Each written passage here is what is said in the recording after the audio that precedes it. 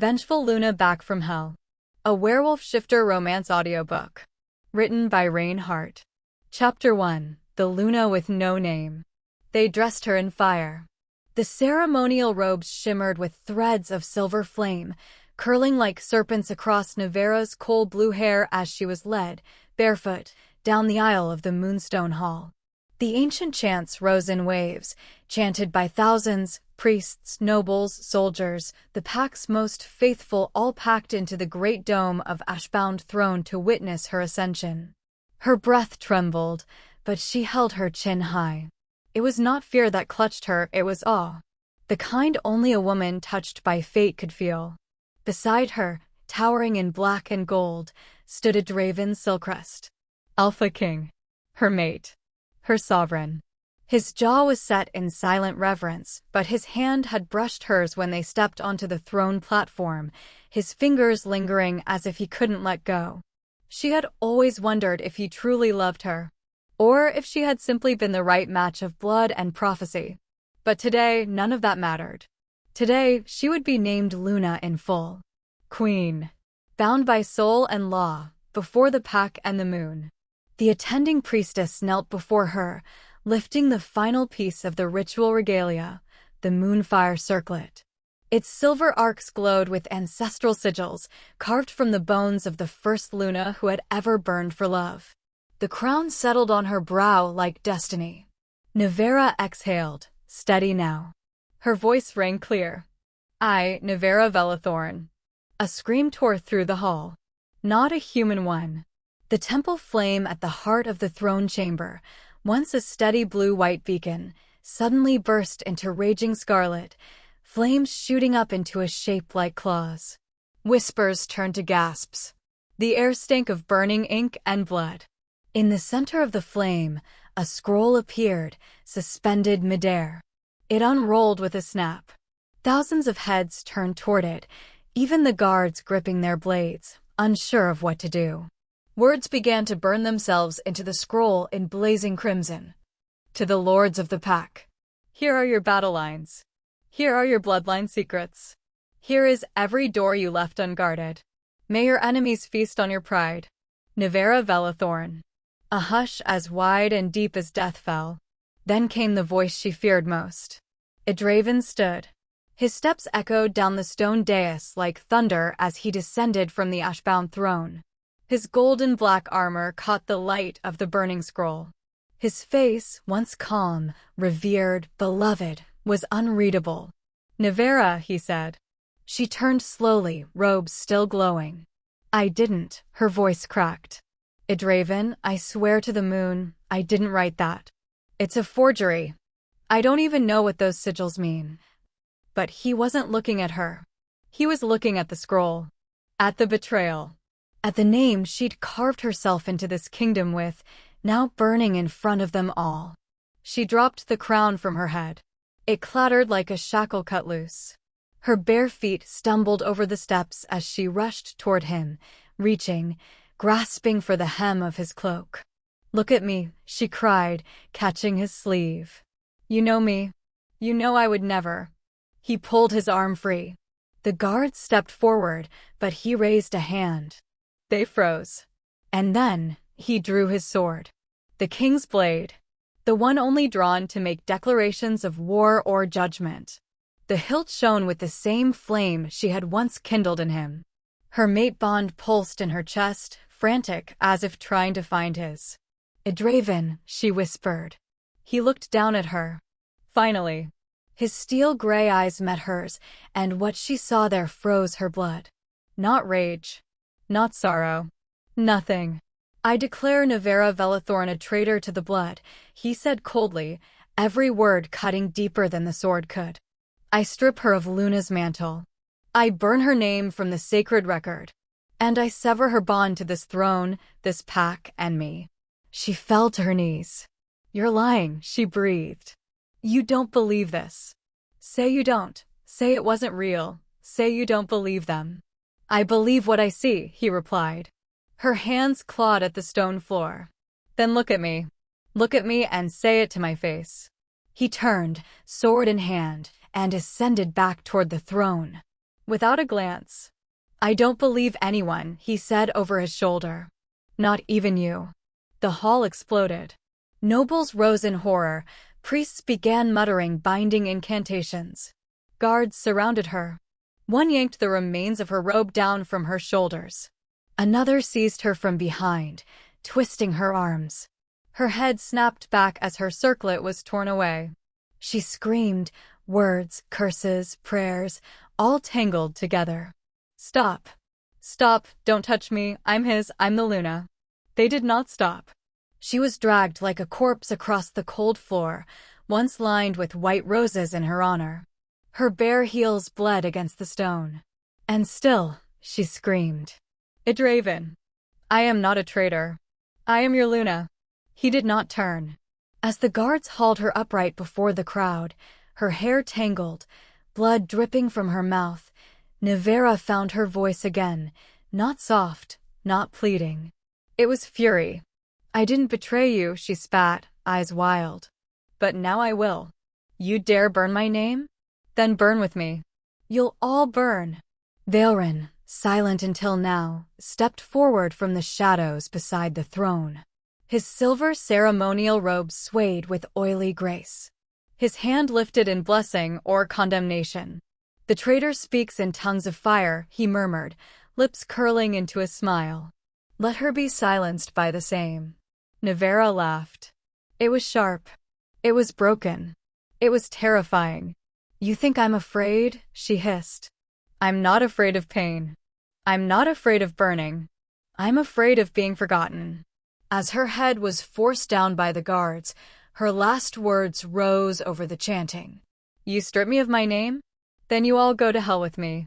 And the flames of the Moonstone Hall flared once more. Chapter 2: The Cage of Burning Vows. The first thing she tasted was rust. Her cheek hit the floor of the dungeon with a wet slap, copper tang blooming over her tongue as blood spread from her split lip. Stone bit into her knees. Her arms, still bound behind her, were slick with sweat and bruises. The world smelled of ash, mold, and something older, like curses trapped in the cracks of stone for generations, whispering to each other. The guards didn't speak. They never did. She heard the clunk of the iron gate behind her, followed by the dull grind of sigils being sealed.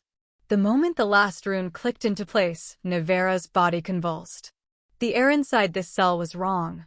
The walls glowed faintly, etched with ancient spiraling glyphs. She recognized them barely. Forbidden Magestone. Anything spoken in this room rebounded. Truth or lie, scream or prayer, it all struck the speaker back like a whip. A place designed not just to silence, but to punish the attempt at voice itself. She tried to inhale slowly. Didn't work. A laugh escaped her, broken and cracked. It came back twice as loud, echoing across the walls, then ricocheted into her ribcage like a physical blow. Her body jolted, spine arching. She collapsed again. Silence. But not peace. There was never peace in a place meant for witches and wolves who'd spoken too freely. The door creaked once more. Footsteps. Robed, slow, deliberate. She didn't have to look up to know who it was. "Moonfire Queen," said Archon Vellithorn gently. Nevara's eyes opened. The torchlight caught on the edge of his smile. It was a smile of someone savoring the last meal before a holy fast. Reverent. Filthy. He stepped closer, raising a goblet. Bone, carved with symbols. Filled with thick black liquid. "I bring you mercy," he said. "The rites of redemption. A drink offered to all those who wish to wash their treason from the soul before their execution." She didn't respond. Just stared at him, lips cracked, chest heaving. Vellithorn crouched, his voice hushed. "Do you still not understand, Luna? This is not cruelty. This is order. You were chosen to burn. It's an honor, not a punishment." She laughed again. Let it bounce back and split her lips open further. He sighed, not annoyed, amused. "You played your role well. Enchanted the king. Made the wolves howl. But in the end, you forgot one thing." He leaned in close. His breath smelled of incense and something much worse. "You belong to the flame, not the throne." She spat. Missed. His eyes didn't change. He gently set the goblet on the floor beside her and stood. Nevara's muscles screamed as she rolled her shoulder against the cold stone. Then, dragging one arm forward as far as she could in her twisted bindings, she pushed her fingertip into the grime. She sliced her tongue on her own tooth, let the blood drip, and wrote, "I did not betray." The letters smeared across the stone like an oath ripped from her heart. The next instant, the dungeon door opened again. Two figures entered, silent, veiled women in ritual white. One carried a basin of steaming liquid. The other held salt. No, Nevara tried to scramble backward, but her shackles clanked, locking her to the stone floor. "Don't." They said nothing. They knelt and poured the basin onto her blood words. She screamed. It was not water. It was the holy salt tears, boiled in consecrated grief, used to strip cursed names from the flesh of condemned witches. The letters fizzled, burned, dissolved. The veiled one slapped her across the face. "You still think yourself clean?" she hissed. "You think yourself a name? You are nothing. You are meat cursed by moonlight. You're wrong." Nevara shrieked. The words hit the walls and bounced back like knives. She howled, clutching her head. "Edraven will come," she panted, voice shredded. "He'll come. He's my mate. He'll stop this. He loves me." But her voice cracked on the last word. It sounded ridiculous even to her own ears. The priestesses turned without another glance and left. Vellithorn remained. He knelt again, so close she could see the seam of his jaw where his smile met bone. "You still don't get it, do you?" he whispered. "He handed you to me." "No." He signed the warrant. "Watched me ink the fire rites. Kissed the seal. Said nothing when I changed your title to the Luna with no name." Nevara couldn't breathe. Her chest rose and fell so fast it was like drowning. Vellithorn stood. 3 nights from now. The burning moon rises. The pack will watch. You will burn. And they will cheer. She threw herself against the bars. The impact jolted her spine. The echo of the scream hit her skull, and blood trickled from her nose. "You bastard," she cried. "You want a sacrifice? Then burn yourself." He didn't even flinch. As he walked out, he turned back once. "This is what you were born for," he said, voice calm. "And when the flames rise, we'll all be saved." The door closed. Silence returned. Except for the trembling breath that scraped her throat raw. Except for the pulse in her neck, screaming for someone to come. Except for the bruises on her knees, the raw skin on her wrists, the bone-deep ache of betrayal turning her veins to ice. Her mouth opened again. She meant to call his name. Edraven. But she couldn't. Because the sound came back too fast. And when it hit her, it felt like a goodbye. Somewhere above, a bell tolled. Deep. Measured. Once. Twice. Thrice. A voice echoed through the dungeon hall, too distant to see, but close enough to burn. 3 days hence, the Luna burns. Nevara tipped her head back. Eyes wide. Mouth open.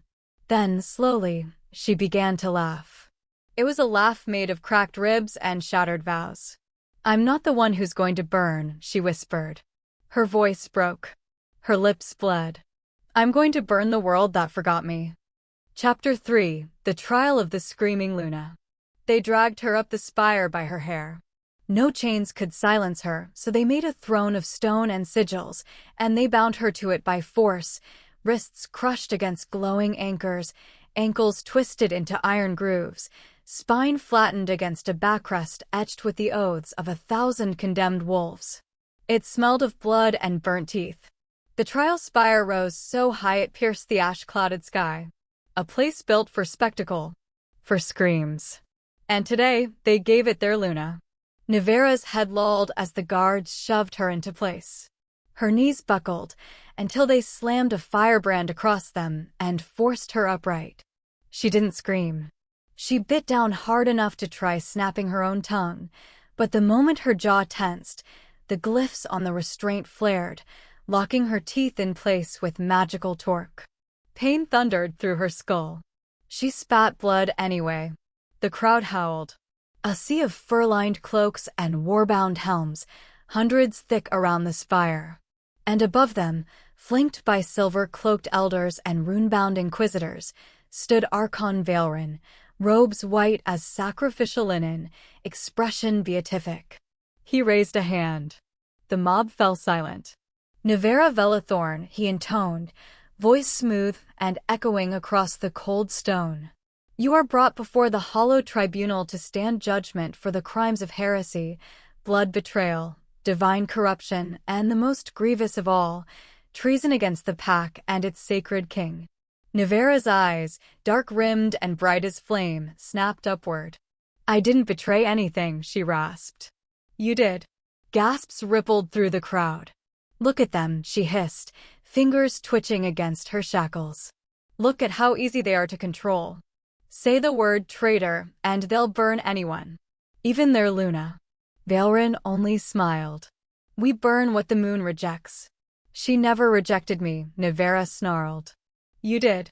You wrapped your fear in prayer robes and called it faith. Her voice rose, cracked but relentless. You don't want justice. You want fire. You want blood because you think it'll cleanse you. But all it'll do is feed the rot. Silence her, one of the inquisitors snapped. She speaks her last, Valerin said gently. Let her burn her throat out. Nevara laughed. The sound was brittle, and it echoed off the tribunal walls like shattered glass. You're all mad, she shouted, voice breaking. All of you. Valerin wants a goddess made of ash, and you're lining up to become kindling. Somewhere in the crowd, a few faces flinched. But most stared back with open mouths and clenched jaws, ears pinned flat with loyal rage. She turned her head, slow and deliberate. Toward him. Toward the only one she still believed could stop this. Edraven. The name landed like a drop of molten steel. He was seated at the apex of the spire, the throne of judgment carved from black obsidian, higher than even Valerin. Crowned. Silent. Perfect. Her voice cracked again. Edraven, if you have even one drop of the man I loved left inside you, look at me. No movement. Look at me, she screamed. I was yours. I wore your name like armor. I bled for your people. I burned in your bed and I gave you everything. You know I didn't write that scroll. No response. Her chest heaved, chained breasts rising and falling with the force of desperation. I know you, she whispered. You would never let them hurt me. Slowly, the king stood. Every eye followed him as he descended the throne steps. Each footfall like judgment. He reached the platform, boots ringing against the stone, cloak billowing in the wind. Nevara's heart hammered against her ribs. He stopped before her. For a moment, just one moment, he looked down at her with eyes she once knew. Gray and endless. She opened her mouth. And then he spoke. You want me to look at you, he said coldly. To see the woman who dismantled my kingdom from within? Who sold the bloodlines of our warriors and desecrated our most sacred trust? He leaned in, so close she could smell the familiar spiced smoke on his breath. I see you, Nevara. I see a liar. Her mouth dropped open. The words wouldn't come. You didn't just betray me, he said, each syllable a dagger. You mocked me. You made me love you, and then you twisted the blade. Tears blurred her vision, but she refused to let them fall. You don't believe that, she said, voice a raw whisper. You don't. You're just afraid to be wrong. I would rather be wrong, he said, turning from her, than be weak. Silence. Then Valerin stepped forward again, voice too gentle for what he said next.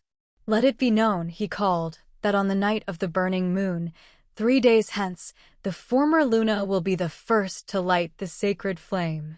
Her sins will be unspoken. Her name will be erased. Her fire eternal. A cheer rose from the gathered zealots. Nevara didn't hear it. She barely heard her own voice, now rasping like wine through a dying throat. You want fire? She croaked. You'll get it. And then she laughed. Laughed so hard it hurt. You'll all get it. She threw her head back and screamed, not in fear, not in madness. In promise. Chapter 4. The Severance Kiss. The shackles cut deeper when she breathed. They were forged of vow-silencing iron, vow of silent shackles, and etched with curses too old for the tongues that now used them. Every time Nevara moved, the chains shrieked against her bones, reacting not to her strength but to her defiance. Her wrists had blistered. Her ankles bled. Her voice had gone hoarse from hours of screaming that echoed only into herself. But her heart still beat like war. They dragged her by the elbows now, her feet scraping stone as they pulled her toward the sanctum of the severed oath. She knew the place. Everyone did. It was where traitors were unmade. A dais of black marble split by a bloodline scar ran down its center like a wound, the Oathbreaker's line, where mate bonds were cut, names erased, and whole bloodlines purged from the wolf chronicles. On the far wall, a mural of a wolf devouring its own young watched with hollow eyes. Above the altar, the bonfire was already lit. The scent of it made her stomach twist. Nevara stumbled forward, coughing. Her body was slick with sweat, the remnants of her ceremonial dress clinging to her in black rags, baring her collarbones and thighs. Her hair, once meticulously braided for the Luna coronation, was now wild and damp, falling over her shoulders like tangled smoke. She was not silent. Even now, even like this, she kept fighting. "Don't touch my mark," she hissed, yanking against the chains. "You don't get to take that." A priest stepped forward, raising the carved slate of ritual law. Nevara Vellithorn, by decree of the Hollow Tribunal and the Archon of Sacred Order, you are hereby. Shove your decree up your... She didn't get to finish. One of the executors slammed the butt of his ceremonial staff into her stomach, doubling her over. She coughed blood. "Don't say it," one of them muttered. "Just chant." Around her, the crowd began. The Severance Litany. She is no Luna. She is no name. Let the blood run clean. Let the soul forget its claim. Nevara's body convulsed. Not from the spell, but from the sheer volume. Hundreds of voices, all trained to repeat the same 4 lines again and again, echoing against the sanctum's sacred stone. It wasn't magic. It was indoctrination made song. She raised her head, defiant, lips split and trembling. "I don't recognize your tribunal," she rasped. "I don't recognize your gods. I don't." Her voice broke as a branding iron was pressed to her chest. A sound like meat searing filled the chamber. The sigil of the Luna, normally glowing in silver over the heart, flared a sickly red, then blackened. Her body arched violently as the chains dug deeper to hold her in place. The pain hit too deep for dignity. Her knees buckled. But still, she didn't scream. Not yet. Not until he arrived. Edraven stepped into the sanctum in silence. He wore his war regalia, blackened armor trimmed in ghost silver, cloak sweeping the floor like a reaper's shroud. The crest of the wolf throne glinted at his chest, cold and bright as a sword drawn in moonlight. The crowd fell silent. Even the chant broke. Nevara lifted her head. Her eyes were glassed with tears, blood crusting at the corners of her lips. But her voice was steady. "Don't do this." Edraven did not answer. A priest stepped forward, offering him the instrument. The bone blade, crafted from the spine of the first traitor, used only to sever sacred bonds. Edraven took it in silence. Nevara's breath hitched. "If you strip my mark," she whispered, "my soul won't go to the afterlands. I won't belong anywhere. Not heaven. Not hell. Not even to you." Still, he said nothing. Her voice rose. Desperate. Frantic. "I'll never return to you," she choked. "Not in dreams. Not in death. I won't even hate you. I'll be nothing to you. You'll be nothing to me." He finally spoke. "That's the point, Nevara." Then, more softly, "Live hating me. That's easier, isn't it?" She stared. Her eyes widened in horror as he approached the altar. The executioners pulled back her shoulder, exposing the pale curve just beneath the collarbone, the mark where his mouth had once sealed her Luna bond with a kiss, the night she first said yes. He touched the blade to her skin. She began to thrash, to beg, to sob like a wounded animal. "Don't," she screamed. "Don't touch that. Don't touch what's mine." He did not flinch, did not look away. The bone blade pressed deep. Her body went rigid. And then came the scream. It tore from her throat like fire being born. A full-bodied, soul-wrenching, name-breaking scream that no magic could echo, because it was the echo itself. The Luna bond seared through her like a rift. Her breath broke into pieces. Her mind split at the seams. She felt it, the moment her name was cut from the world. The heat in her chest, the thread that once tied her to him, to the pack, the moon, to purpose, snapped. When the blade withdrew, there was no mark. Just blood. And silence. Edraven stepped back. Nevara's body collapsed against the bindings. Her head lolled sideways, hair soaked in sweat and iron. But her eyes were still open. Still burning. Then she laughed. Low. Broken. Ragged. It sent a chill across the sanctum. "You did it," she whispered. "You erased me." She looked up at him, gaze feral. Her voice cracked with something unholy. "Then I'll erase you." She bared her teeth, smiling through tears and blood and smoke. "I'll tear your kingdom out by the root. I'll set your gods on fire.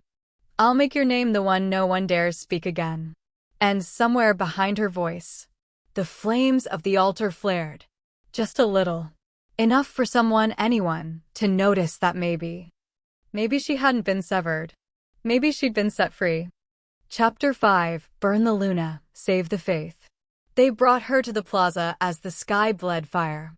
Moonflame Plaza was carved into the cliffs like a stage for the gods, and tonight, the heavens watched in silence. The crowd roared like wolves drunk on blood.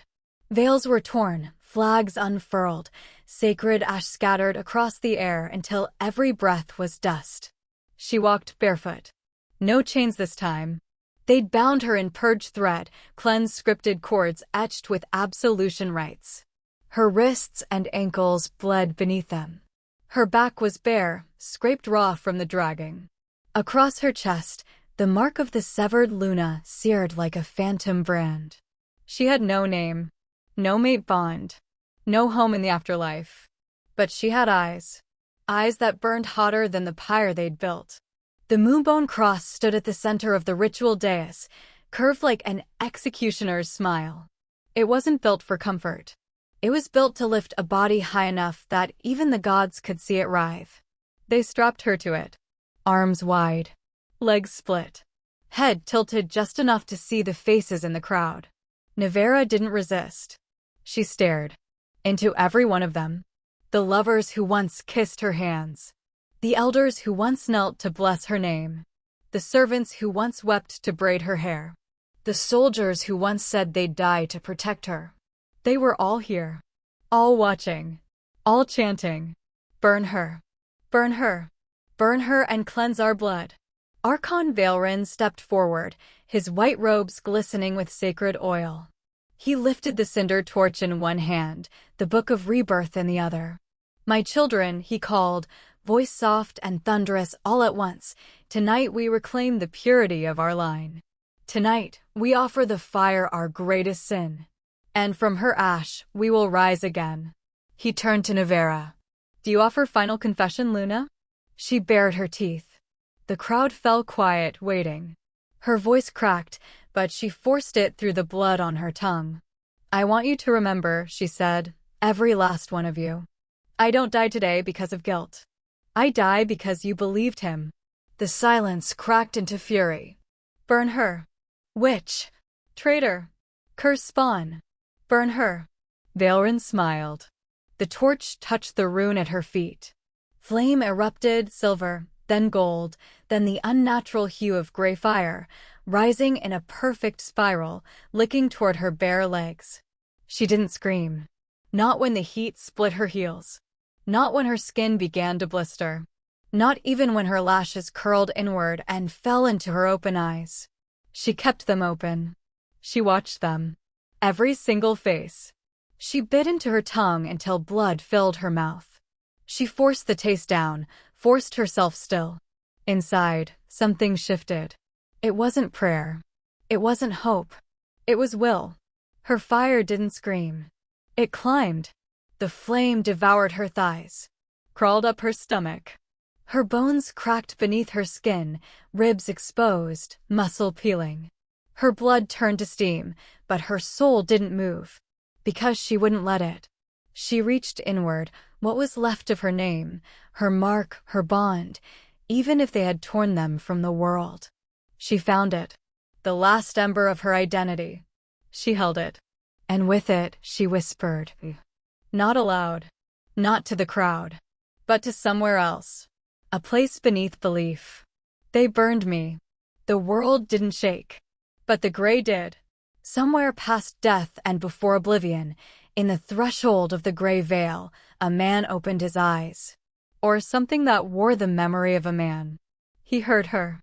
He heard her soul. And for the first time in 1,000 years, Noctherin Veilgrim moved. In the sanctum where light could not live, he rose from his throne of ash and bone.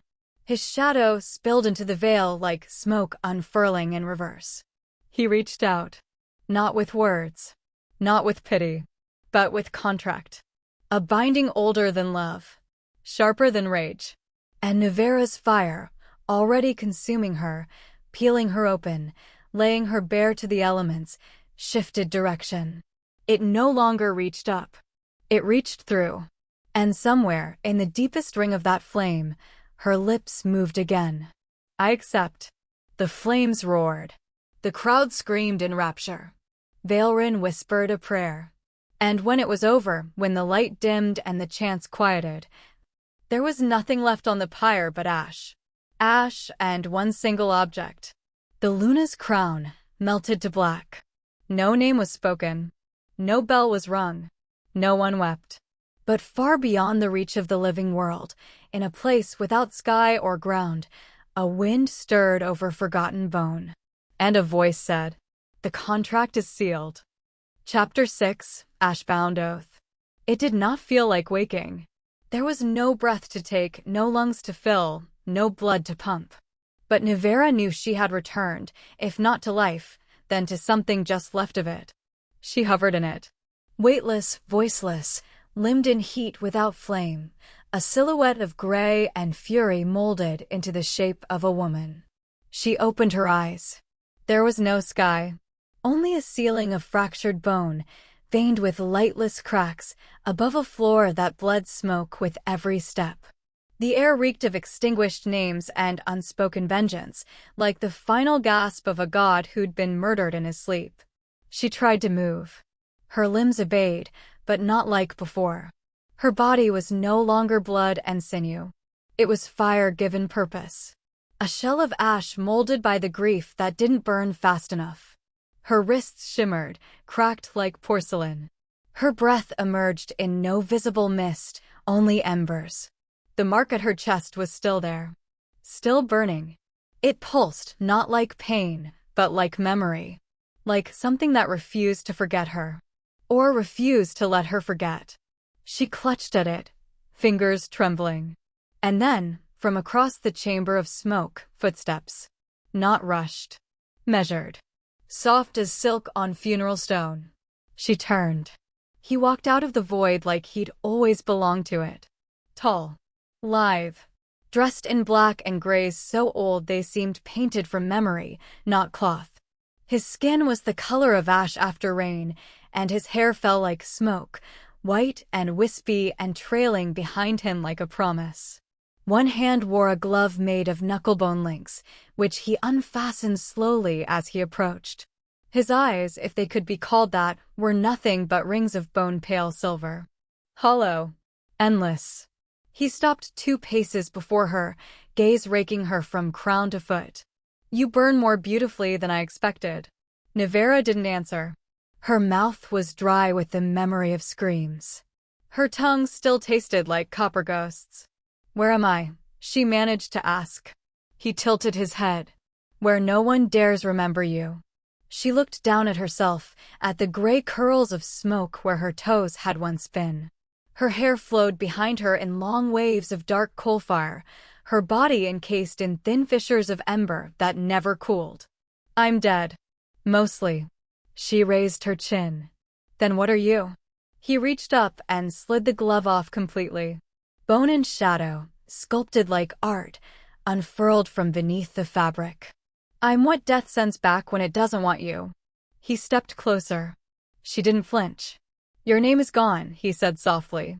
Your mate has burned your bond. Your body is ash. The wolves have sung your sins into their sacred books, and the gods turned their faces away. He paused. But you are still here. A soft breath escaped her. Why? He raised one hand. The tips of his fingers hovered just before her chest, near the glowing brand that beat like a second heart. Because you hate so cleanly, he whispered. You did not scream for mercy. You died open-eyed, unsatisfied. And the fire liked you for it. I don't understand, she whispered. You will, he said. He extended his hand now, fully, openly. I offer you contract. She stared at it. I want revenge, she said. I want the people who watched me burn to know how it feels. He smiled. A soft, terrible thing. I want that too, he said. But everything comes with a clause. She frowned. What is it? You will have your revenge, he said, fingers still offered. But you must accept 3 things. She waited. 1, he said, you will not be remembered. Not truly. Not by name. You are no longer Nevara. You are no longer Luna. You are unwritten. She nodded once. 2. You may not love. Her breath caught. He didn't blink. You will not soften. Not even once. No forgiveness. No mercy. No hesitations. Fire does not pause. It burns. She clenched her jaw. Fine. His voice dropped. And 3. When your vengeance is done, when the last cry has echoed and the last bond has broken, you are mine. She blinked. Yours. I will put out your flame myself, he said. You will not live. You will not ascend. You will not begin again. You will end. Fully. His eyes met hers like the edge of a ritual blade. That is my price. A beat. Then she asked, what do you get out of this? He stepped even closer, close enough that the heat from her soul hissed against his cold presence. I want to see the world burn through your eyes, he murmured. She tilted her head. So I'm your weapon. No, he said, reaching up slowly. You're their echo. A howl of consequence. Her breath trembled. Her voice was soft. Do you care if I hurt? No, he said. But I will remember. He bent down, almost imperceptibly, and whispered against her ear, his words like the script of a contract etched into bone. I'll remember you until you can forget them. She stood silent. A moment passed between them, thick as prophecy. Then she reached out, took his hand. Fire crackled across the chamber. The ash beneath them split into 1,000 glowing runes. The air turned black and white all at once, soundless and screaming. A circle closed around them. And above their heads, etched in flame and oath, came the words. Ashbound oath. Initiated. The wind stilled. Noctherin let go of her hand, then gently brushed his fingers along her cheek. A single tear of blood lingered there. He wiped it away. If you cry again, he said softly, I'll burn down the gray veil just to comfort you. He straightened. But you won't. Her body began to rise, flames licking around her feet, forming the shape of new armor, new flesh, new wrath. Her voice was the last thing the hollow flame heard before she vanished into the next world. Then let them see what they created. Chapter 7. The Hollow Bride Returns. She walked the ash-colored steps as if for the first time. Her feet were bare beneath the ceremonial silks, but each movement felt deliberate, rehearsed, not with grace, but with precision. Like a dagger sliding into a familiar sheath. The veil covered her face. The mask covered her name. The cords of her hair, twisted into braids of red and silver ink, dripped down her spine like vines of forgotten prayers. Around her neck, a coil of gray fire ribbon bound her throat shut, not as punishment, but as right. No one could know a silent girl carried the memory of a woman who had once screamed in this very hall. Ash Hall Cathedral had not changed. The columns still bled incense. The statues still wept rust in the moonlight. And at the heart of it all, beneath the wool-bone vaults and stained glass effigies of long-dead alphas, the Vellithorn court conducted its rituals with the fervor of the damned. Nevara stood among them now. Except they didn't know it was her. To them, she was just another silent ember, one of the temple-bred witches trained to offer their bodies and breath to the moonlit flame. A Sunka fire sister, chosen for her poise, her quiet, her complete lack of presence. It amused her. Once, she had commanded this place with voice and vow. Now she passed through its veins unnoticed, the way disease does before it strikes. They called her Hollow Bride. And she let them. Tonight, the preparations had begun.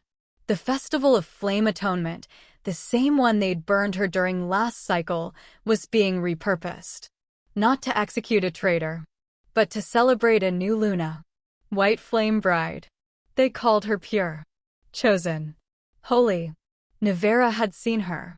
A girl of trembling hands and frightened smiles, crowned in woven salt lace, trained to kneel, to speak in riddles, to say yes to a man whose mouth blessed and banished with equal ease.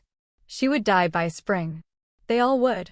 Nevara's new assignment, granted by high priestesses who'd once held her down and whispered absolution into her hair, was to dance at the Ascension rite. To perform the red spiral, the sacred fire turned done only once every blood moon, when the king accepts his bride before the court. It meant only one thing. She was going back. Back to the place where her name had been stripped. Back to the dais where her soul had burned. Back to the throne that once spit her out like poison. She said nothing when they handed her the silks. She bowed her head when they blessed her fingers with gray ink. She smiled beneath the veil when they praised her poise. They didn't see the way her fingers twitched, or the way her toes pressed into the floor, marking the steps of her own private ritual. They led her through the moonlit halls and up the spiral stair that ended at the king's court stage. The very same staircase she had climbed as Luna. Only now, no one bowed. No one watched. No one called her name. She stepped onto the platform. The orchestra began. The red spiral was not a sensual dance. It was holy. A prayer made in motion. A fire drawn by footwork, a vow spoken in rhythm. But Nevara danced it like a funeral rite. Every step she took was fire. Her body twisted not for seduction but for release. The moment her heels struck the final rune etched into the platform, the one they had drawn over her execution mark, she heard it. A crack. Small. In the stone. And for just a heartbeat, the pain returned. The feeling of flames licking her thighs, of lungs filled with smoke. And she welcomed it. When the final drumbeat fell, she knelt at the center of the platform, head bowed, veil billowing like a dying banner. The crowd rose, applauded. Some wept. Others prayed. No one noticed the ash her feet had left behind. No one noticed how her hands were shaking. She whispered beneath the veil. "You said I wasn't worthy to be queen. Then I'll be your undoing." When the rites concluded, the dancers were dismissed. But Nevara, no, the Hollow Bride, had been given special privilege. She was to offer prayers in the high sanctum. Alone. She knew the way better than the priests did. She passed the lantern of cinderlight, the charred pillars of the shrine of the breathless oath, until she reached the back wall, where the scripture books were shelved behind bone lattice and ember glass. She pressed one hand to the wall. The runes there responded, not to blood, but to the absence of it. The passage opened, and she stepped into Vellithorn's private reliquary. Dark. Still. Cold. But not empty. Her steps slowed. And there, upon an altar carved of shard bone, Beneath a glass case sealed in red wax script, she saw it. Her remains. The fragment of her original lunar bone. The piece of her spiritual rib burned in the severance. Her identity. Her name. Her claim. Reduced to an artifact. A relic. A trophy. She stared at it in silence. Then slowly, she raised one hand. Her finger ignited, not in gold, not in silver, but in gray fire. She traced a single line along the glass. It didn't crack. It melted. The bone dust within stirred like breath. She touched it and whispered, "First blood is mine." The fire obeyed, and the ash within the reliquary bloomed upward like a flower set aflame. Behind her, the books on the shelf began to sizzle. The runes in the wall twitched. And far, far below, where the king prepared for his wedding, and Vellithorn whispered over sacrificial scrolls, a single bell rang. Sharp. Wrong. Out of place. And entirely forgotten. Just like her. Chapter 8. The Feast of False Kings. The banquet hall glittered with gold-plated lies. Above the feast table, the king's flame chandelier burned with sacred fire, refracting molten light through the glass of blood wine and bone crystal goblets. Laughter echoed like chimes in a crypt, smooth and reverent, just loud enough to drown out the stench of fear beneath it.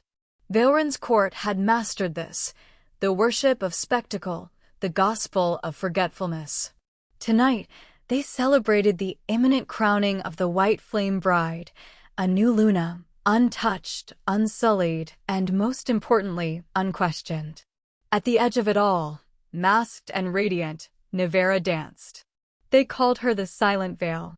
One of the sacred embers, mute temple witches bred only for obedience and aesthetic grace. Her veil glittered like frost-laced ash. Her robes, a trailing storm of silken red and gray, swept behind her with every turn.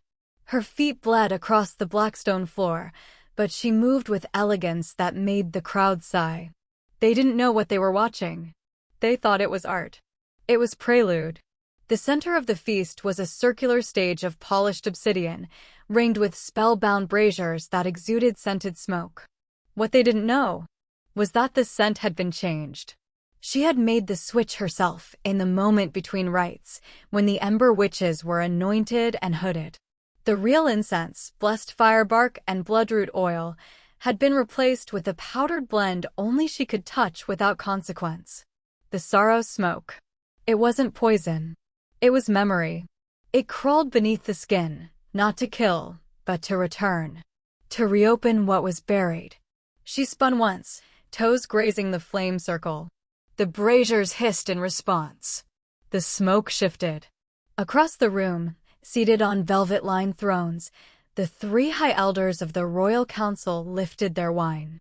Their wrinkled hands trembled faintly. They spoke to no one. One blinked too fast. Another gripped his cane harder. Vellithorn watched from the dais, still and smiling, until the first one choked. Not loudly. It was a sound like a hiccup. The tiniest jerk of the throat. Then his eyes bulged. Then his hands rose, fingers digging into his cheeks, until he bit down on his own tongue with such force it split. Gasps scattered like shattering mirrors. The second elder began mumbling incoherently until blood dribbled down his chin and he shrieked, like a creature being flayed. His head snapped back. His body convulsed. The third stood and tried to flee. But the moment his foot touched the etched sigils at the stage's edge, they lit red hot, and he collapsed in a fit, clutching his skull, clawing at his own mouth as if he could reach the screams locked inside his brain. The fire from the braziers turned gray. Not purple. Not red. Not blue. Gray. Like ash that still remembered being bone. Nevara didn't stop dancing. She never stopped dancing. She pirouetted through the center of the screams, robes trailing just above the first pool of blood, arms curving overhead like a goddess sculpting judgment from the air. Every step she took was measured. Each tap of her heel struck the same rhythm as the gurgling convulsions around her. They didn't understand yet. Not really. They thought it was curse. Or sabotage. Maybe even divine punishment. But Nevara knew what it was. It was reflection. It was justice in the same language as pain. She remembered the day they'd taken her voice. When the priests had pried her mouth open and poured molten salt down her throat, branding her tongue with fire. She had choked, spasmed, nearly drowned in her own blood as they whispered, "This is how a Luna dies without sin." Now they were dying the same way. She locked eyes with Vellithorn across the room as his robes swept forward, his guards parting like water around him. His face remained composed, but his pupils flared slightly, just slightly, with the recognition of wrongness. Not in the act, but in the mirror. He knew. He stepped toward the nearest brazier. Snapped his fingers. Nothing happened. He raised a warded hand, called upon divine fire. The brazier did not respond. He knelt quickly and examined the basin. There, beneath the ash, he saw it. A gray sigil, etched with bone dust. Written in a language even the gods did not speak anymore. His face darkened. "Seal the chamber," he commanded. "No one leaves." But it was too late. The 3 elders were already dead. One's head slumped forward, tongue a bloody mess of pulp. Another's face was scorched from within, eyes ruptured. The third was twitching in a pool of his own bile, brain having burst a vessel in mid-howl. The crowd panicked, but Vellithorn's enforcers raised barriers fast, too fast for innocence.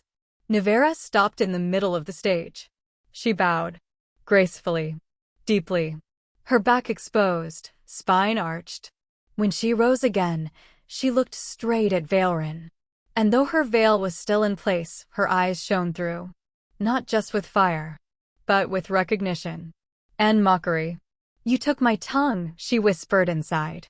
"So I took your voices." Her heels struck the rune at her feet. The blood on the floor shimmered. The curtain fell. No one applauded. The banquet ended in chaos, but not confusion. Only those who should be afraid were. Later that night, when all guests had fled and the body collectors scraped brain from velvet, the gray-bone altar in the temple courtyard sparked to life. A single fire burned upon it. No torch lit it. No priest called it down. And outside the glow of that wrong flame, in the veil between this world and the next, Noctherin Vale stood watching. He raised one hand, tipped an invisible glass toward the flames, and murmured, "First flame lit. But madness has not yet kissed you." Chapter 9, Tongues for the Burned. They called it the Shrine of the Second Flame, but it had never been lit for the right reasons. Built high in the western wing of Ashhall's temple complex, the shrine was meant to honor penitent wolves, those who'd confessed before the flame, spoken their sins, and begged for absolution. It was quiet here. Too quiet. The kind of quiet that reeked of guilt sealed in gold and perfume. Nevara remembered it well. It was here that she'd once knelt before Chancellor Estrel, mouth bloodied, back split open by 40 lashes, as he read her confession aloud like scripture. He hadn't let her speak. Only to bleed. Only to kneel. Only to be witnessed. Now he knelt again. But this time, before her. He didn't know she was there. Not in the waking world. But Nevara didn't need the waking world anymore.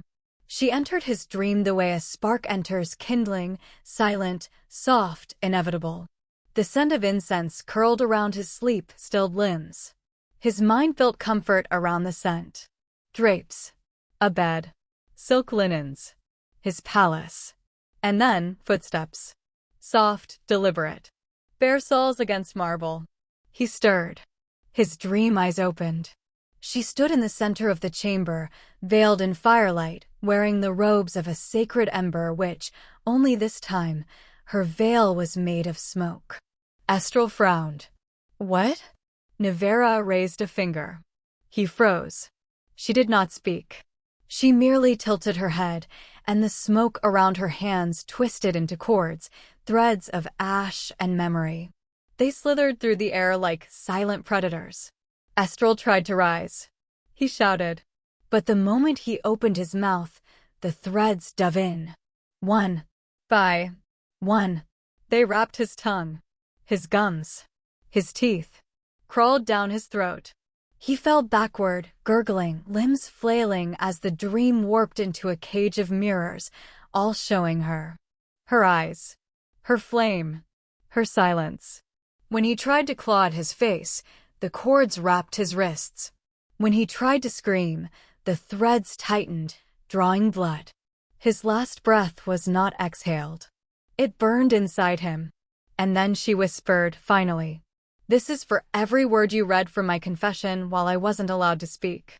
This is for every lash you counted aloud, as if each one made you holy. This is for calling it justice." He thrashed one final time. And then, stillness. The sun rose red over Ash Hall the next morning.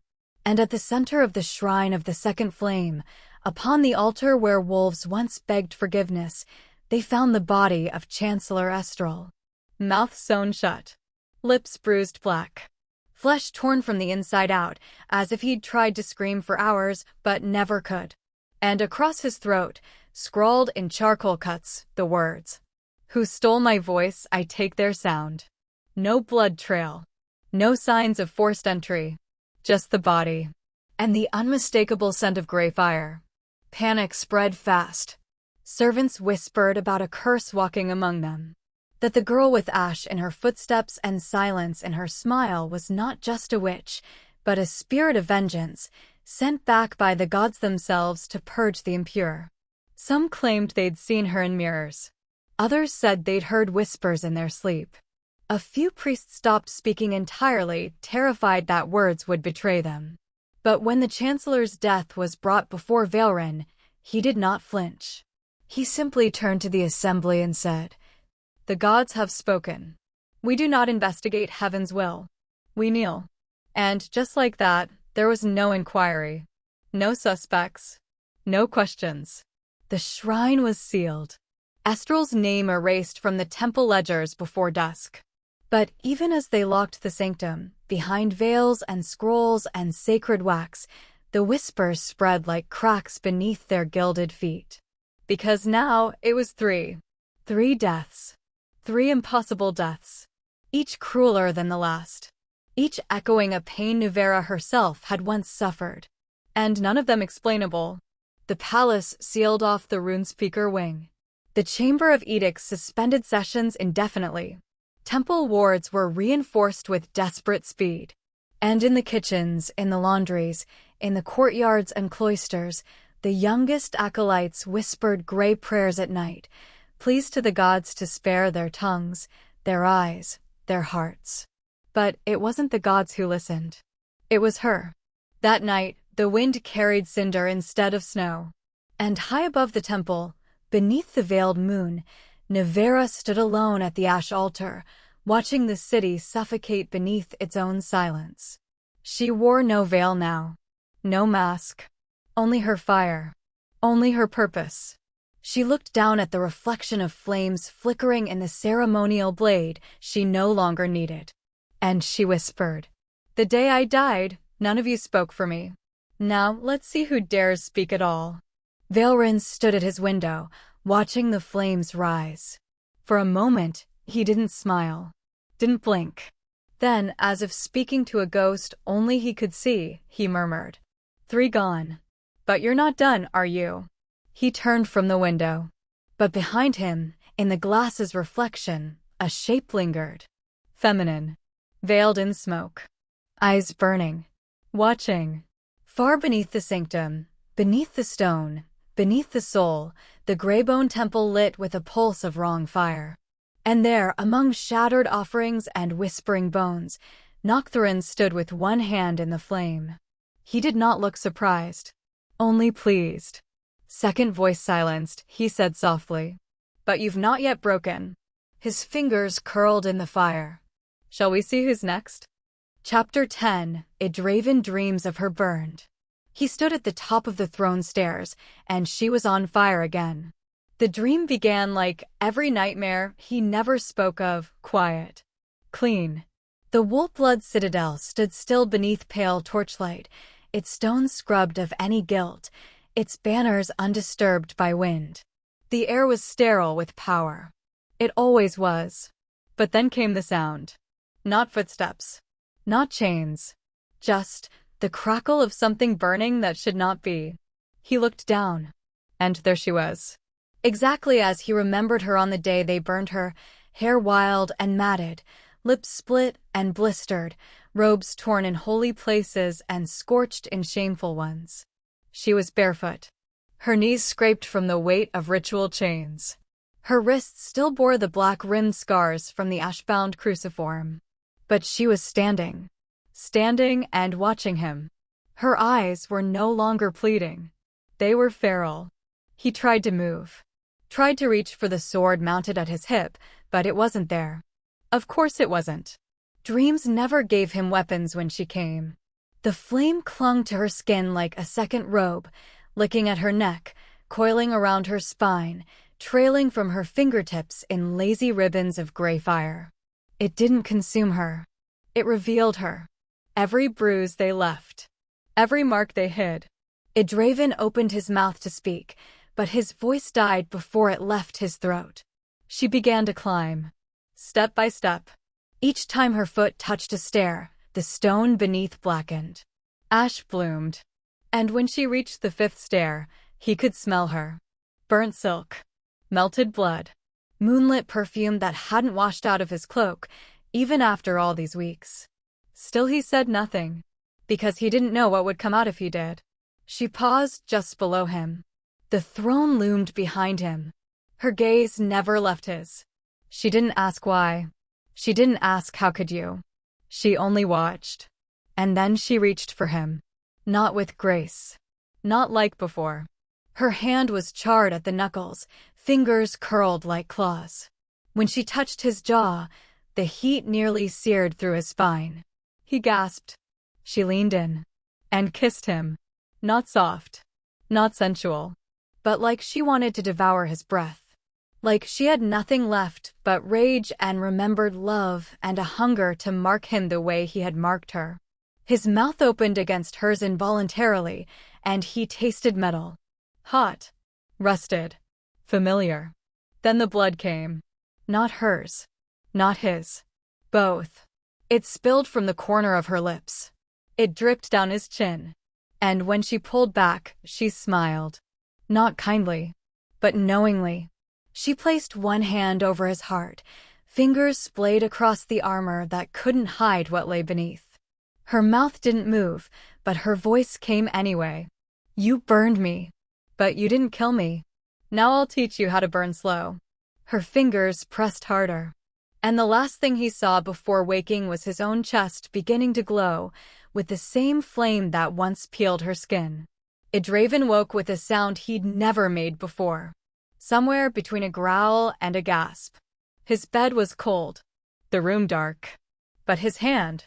He stared down at his right palm. It was dusted in ash. Still warm.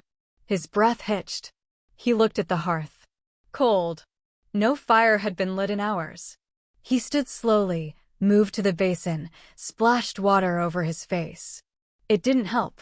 The dream still clung to his skin like oil. He stared at himself in the mirror above the washstand. His eyes looked the same, but the space behind them was not. He whispered to no one. You're dead. I killed you. I stripped your name. I watched you burn. I did it myself. His voice shook. So why are you in my dreams? No one answered. Not even the gods he used to fear. He flexed his hand again. More ash fell. The wash basin hissed.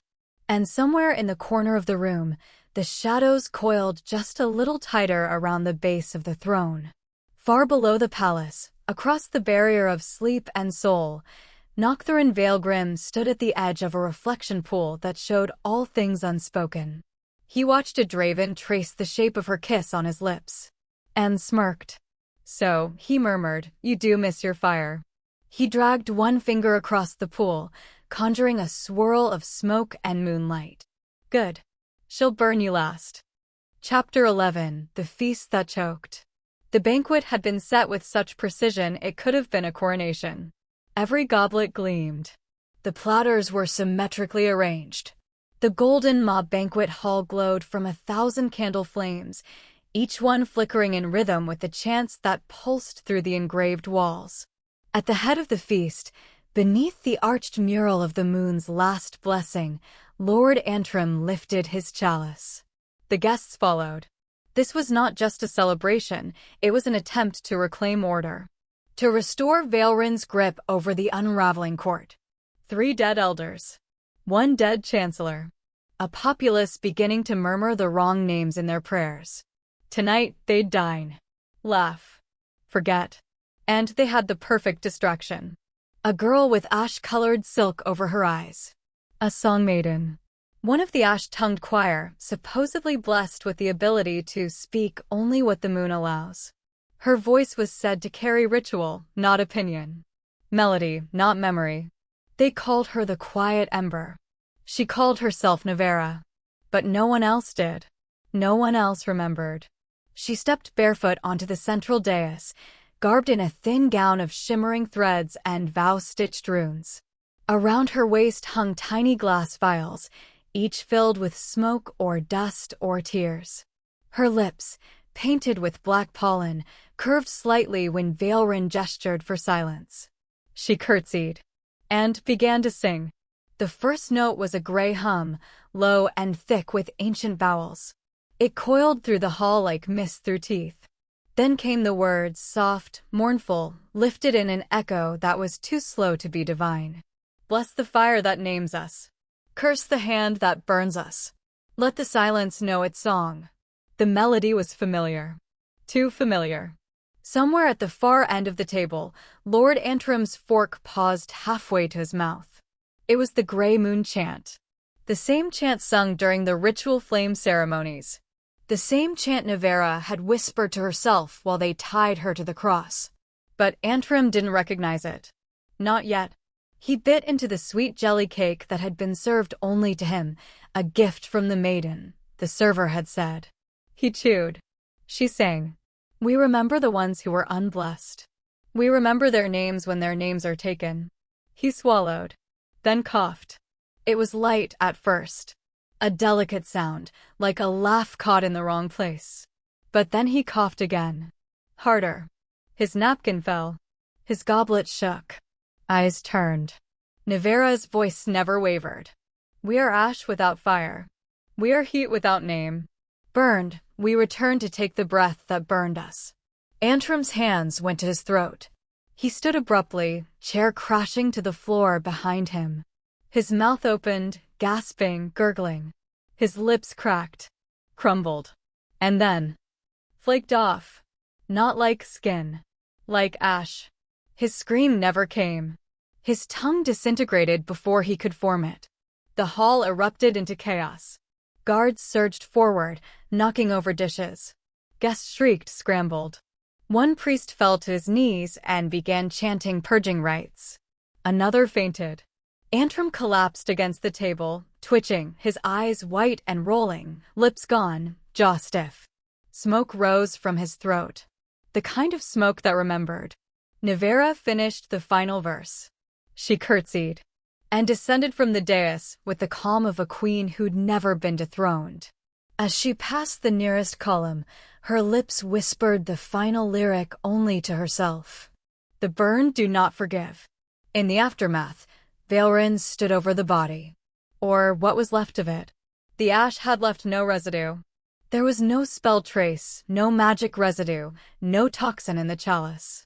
No evidence that pointed to anything but divine will. A priest muttered that perhaps it was judgment. Valeren didn't speak for a long time. His eyes scanned the smoldered corner of the feast hall. His fingers flexed once. Then, softly, to himself, he murmured, "She's back." But who opened the door? Outside, in the silent corridor beneath the banquet wing, Nevara leaned against a pillar, the echo of her song still thick in her throat. She dragged one black, painted fingernail across the stone beside her. It left no mark. But her smile did. In the days that followed, the temple declared Lord Antrim's death a divine chastisement. Valeren forbade inquiry. He forbade mourning. And when a group of lower priests gathered to burn candles in Antrim's name, they found their tongues bound in sleep, waking mute, unable to speak his memory. Faith turned to fear. Guests began to whisper of a gray flame wraith, a voice that punished the court for silencing the Luna. A few left tokens at Nevara's door. They didn't know her name, but they felt her retribution. In the depths of the Ashbone Vault, Valerin lit a black candle and summoned the sealed scrolls. They hadn't been touched in decades. He broke the wax. Read the name written in blood. Nevara Vellithorn. Then he whispered the ancient rite. Bring the Grey Fire Hunters. Let the wolves chase what won't stay dead. Chapter 12. The first hunter dies. The trees in Ashpine Forest did not whisper. They remembered. Their trunks curled like twisted knuckles, bark peeling in sheets that looked too much like skin. Fog settled low, clinging to the ground like mourning cloth. Every breath came in with the taste of cold, burnt iron. Lutheran Thornvale had been here before. Long ago. He knew the forest well. But tonight, it didn't know him back. He moved like a wolf should, low, quiet, precise. His armor was light, but fortified with runed links across the spine and throat. His boots were lined in cinder fur to mute his steps. The blade strapped across his back was mu-folded, tempered in sacred wax, bound to sever through both mortal and spectral flesh. And he was contracted. A brand hunter. Sworn to track any soul that violated pact, throne, or divine order. And tonight, he was tracking something that should not walk. They'd called it an anomaly. A fireless witch. A mimic. But Lutheran had read the rites. Studied the sigil impressions from the feasts. Smelled the ash patterns left behind on bone and tile. This wasn't a ghost. It was vengeance. He passed the last of the blackroot archways and came upon the bone-glass ruins. Once a temple. Now nothing but fractured columns of translucent quartz fossil, glittering like ice under starlight. Strange shapes shimmered in the cracks, runes that had no language but emotion. Pain. Disbelief. Silence. He exhaled once. Drew his blade. The moment he stepped into the threshold, he heard it. A scream. Familiar. He turned sharply. Nothing behind him. Another scream. Different. A child this time. He spun again. Still nothing. Then a voice, her voice, cracked through the fog. Don't take him. Don't take him. Please, he's not me, he's not me. He froze. He knew that voice. He remembered that voice. He'd heard it during the execution rites. She'd cried for someone. Not herself. One of her servants. The stable boy. The healer's son. Someone they'd dragged with her to extract confession. He remembered laughing. Calling her performance devotion turned mad. The next sound was not a scream. It was weeping. From every direction. He turned again, blade raised, and found himself standing not in the ruins, but in the replica of the execution dais. Perfectly rebuilt. The ash-bound cross stood tall before him. And tied to it was her. But not as she had been. Her body was half ash, half ember. Her hair trailed behind her like a black veil made of smoke and teeth. Her eyes were closed. Her mouth was sewn shut. And yet, she spoke. Right into his mind. You watched me burn. You laughed when I begged. You signed your name in the book that killed me. The fog around him surged. The air bent sideways. And then she opened her eyes. Gray fire poured out. Lutheran tried to move. But his limbs would not answer. His body was standing, but his mind was no longer his. Because she had already pulled him into the mirror hex. One of the oldest punishments of the Grey Veil. He looked down and saw his hands blackening. Not burning. Peeling. Each finger split, not with blood, but memory. His skin shed the moments he had hurt others. The lies he'd spoken to justify their deaths. The prayers he never meant. The names he'd ordered bound, drowned, hanged. The tongue he used to curse her. She stepped forward. Not walking. Just existing closer. You were never a hunter, she whispered. You were a coward behind contracts. He gritted his teeth. Managed a sound. You're not real. She smiled, then reached into his chest with one glowing hand and touched his brand. The sacred mark that gave him his hunter's authority, carved into his soul by Valeren's own hand. And she peeled it out. It came loose like rot from a wound, black and twitching, screaming as if it were alive. He dropped to his knees. Gasped. No. She held it up.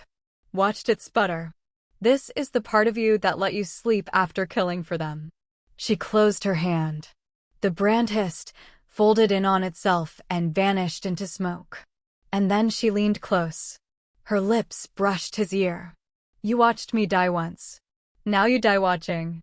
Noctherin looked up, just in time to see his own body, mirrored in front of him, burn from the inside. No scream. Just a slow collapse into bone and smoke. When the dream shattered, so did his lungs. His corpse was found at sunrise. Kneeling. Mouth agape. Eyes ash white. No wounds. No heart. No soul. Only a line of gray fire script burned into the dirt beneath him. You watched me die. Second time's mine. Word of his death spread faster than Valeren could seal it. Because this time, it wasn't a noble. It was a hunter. A man who should have been shielded by vows and divine wards. And yet, he died. Without a mark of resistance. Temple dogs refused to enter Ashpine. 2 more hunters abandoned their posts before dawn. One priest went mad repeating the phrase, "She knows my name. She knows my name, she knows." Valeren, upon hearing the report, did not speak for a long time. Then, softly, to his inner circle, he said, "She's no longer one of us. She is no longer bound by pact or penance. She is something the gods left behind to mock our mercy." In the gray veil, Noctherin stood at the edge of Nevara's firelight, watching the flicker of her fingers as she twisted Noctherin's brand into nothing. He didn't speak. But when she looked over her shoulder, waiting for approval, he simply nodded and said, "1 down. 7 more to bleed." Chapter 13. Her fire touched the temple. The bells began before the dawn broke. Not in joy, but in warning. They rang from the high spires of the bleeding temple, each toll cutting through the gray morning like the strike of a blade. Wolves woke from restless sleep with their hands pressed to their chests. Acolytes flinched mid-prayer. The air tasted like ash before the fires even rose. Inside the temple, veiled in alabaster and pearl dust, the 5 bone high priests stood in sacred formation. Valeren at the center. They were cloaked in ceremonial robes of woven salt thread and branded with sacred ink that bled under moonlight. They murmured the invocation of renewal. Their mouths moved in practiced cadence. Their hearts beat in tandem with the moonlight flame, the central lantern of divine power that had burned for 700 years without ever dimming. Today, it would go blind. She walked in unnoticed. Of course she did. She wore the vestments of a low-fire celebrant, bare feet, skin dusted in chalk, gray veil pulled low over her face. Her steps were silent. Her hands trembled only slightly beneath the offering tray she carried. No one looked twice. No one questioned. They only opened the gate to the inner sanctum and let Nevara in. She did not speak. The path to the lantern was short. She walked it alone. And when she reached the altar, the one carved from moonstone, rimmed in the bones of former Lunas, she knelt, raised her hands, and placed the oil vessel beneath the sacred flame. It hissed, then screamed. Not in noise, but in memory. The oil ignited not in gold, nor red, but in mirror flame, gray fire that did not consume but reflected. It did not burn flesh. It burned truth. The fire spread up the sides of the moonlight flame, coiling like a serpent reclaiming its crown. Within it, images began to appear. A girl, tied to the ash-bound cross. A king, holding a blade to her shoulder. A court, watching her burn. And her voice. "I was your light, and you extinguished me. So now I will devour yours." The 5 priests recoiled. Too late. The flame burst outward. It did not radiate. It folded back on itself, like the temple walls were mirrors and the fire was light trying to escape its reflection. Every prayer carved into the floor ignited. Every rune etched into the pillars twisted. The sanctuary turned against itself. The followers screamed as the blast of mirrored flame surged through them, not burning their flesh, but their sight. The light seared into their retinas. Dozens dropped to their knees, clawing at their faces. Others collapsed, murmuring incoherent hymns, their mouths leaking blood. And the priests. 2 of the Bone 5 didn't even scream. They simply crumbled. Not turned to ash. Turned to memory. Their robes collapsed like abandoned skin. Their bones fell in pieces. Their sacred marks peeled off like lies. The remaining 3 backed against the wall of the altar, gasping, whispering broken rites, eyes wide and unfocused. One of them, High Priest Laravan, began to sob. "I hear her," he whispered. "She's still burning. She's still singing." Nevara turned from the altar. Her veil fluttered as if in wind, though no breeze stirred. She said nothing, but her flame moved to the lantern's heart, and with one last flicker, it went out. Vellithorn stood in the wreckage of the chamber moments later. The Faith Guard had to drag him through falling debris and crumbling relics. The sacred dome above them cracked like an egg, beams sagging under the pressure of flame that would not die.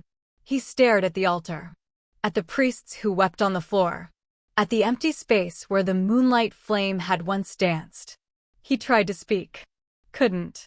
Then finally, through cracked lips, to no one in particular, he said, "That wasn't witchcraft. That was apostasy made sentient." He stepped forward, stared at the blackened remains of the sacred oil dish, then turned to the guards. "Bring me the soul anchors. Seal the temple. Lock every godless door." But even as the soul pillars were raised, 12 obsidian monoliths carved with sealing rites and sunk into the bleeding stone, the fire refused to die. Because it wasn't fire anymore. It was her. By nightfall, rumors swallowed the city. That the moonlight flame had gone dark. That the 5 priests had seen something that stole their sight. That the burned Luna had returned, not to reclaim her throne, but to unmake the god who denied her. Some began praying to her. Not aloud. Just small whispers. Little offerings. Ash drawn under the eyes. Black thread braided into hair. A spark kept alive past midnight. They didn't know her name. But they said, "She speaks in flame. She burns what the gods won't." Vellithorn stood alone in his sanctum that evening, surrounded by scrolls that no longer obeyed their sigils, relics that no longer answered prayer. He lit a silver flame. Watched it flicker. His hands trembled. And then, softly, he whispered, "She's not just returned. She's become something even we can't judge." Far beyond the sealed gates of the bleeding temple, deep in the Greybone Gallery, Noctherin waited. Nevara emerged from the shadows, mirror flames still dancing down her arms. He looked at her, and, for the first time said, "You touched their god. Now they'll send their hound." Nevara did not ask who. She only smiled, and whispered, "Good. Let him see what he left behind." Chapter 14. Edraven's Teeth Break. The High Fong Hall echoed like a tomb made of iron and memory. Stone pillars lined the length of the chamber, each carved with wolves devouring wolves. The ceiling loomed above like an open jaw, ribbed with blackwood beams, and the crescent crest of the Alpha throne cast jagged shadows over every face that dared to sit beneath it. Tonight, no one sat. Not even Edraven. He stood, like a storm waiting to tear its own walls down. Before him, the full war tribunal, 12 high generals, 8 counselors, and 3 highbone witnesses from the ecclesiastical court. Each draped in formality, etched in silence, eyes flicking between each other like prey searching for permission to run. No one had spoken the name. Not once. They'd said, "The one who lit the temple." The ash voice in the dreamscape. That thing wearing skin. But not her name. Never her name.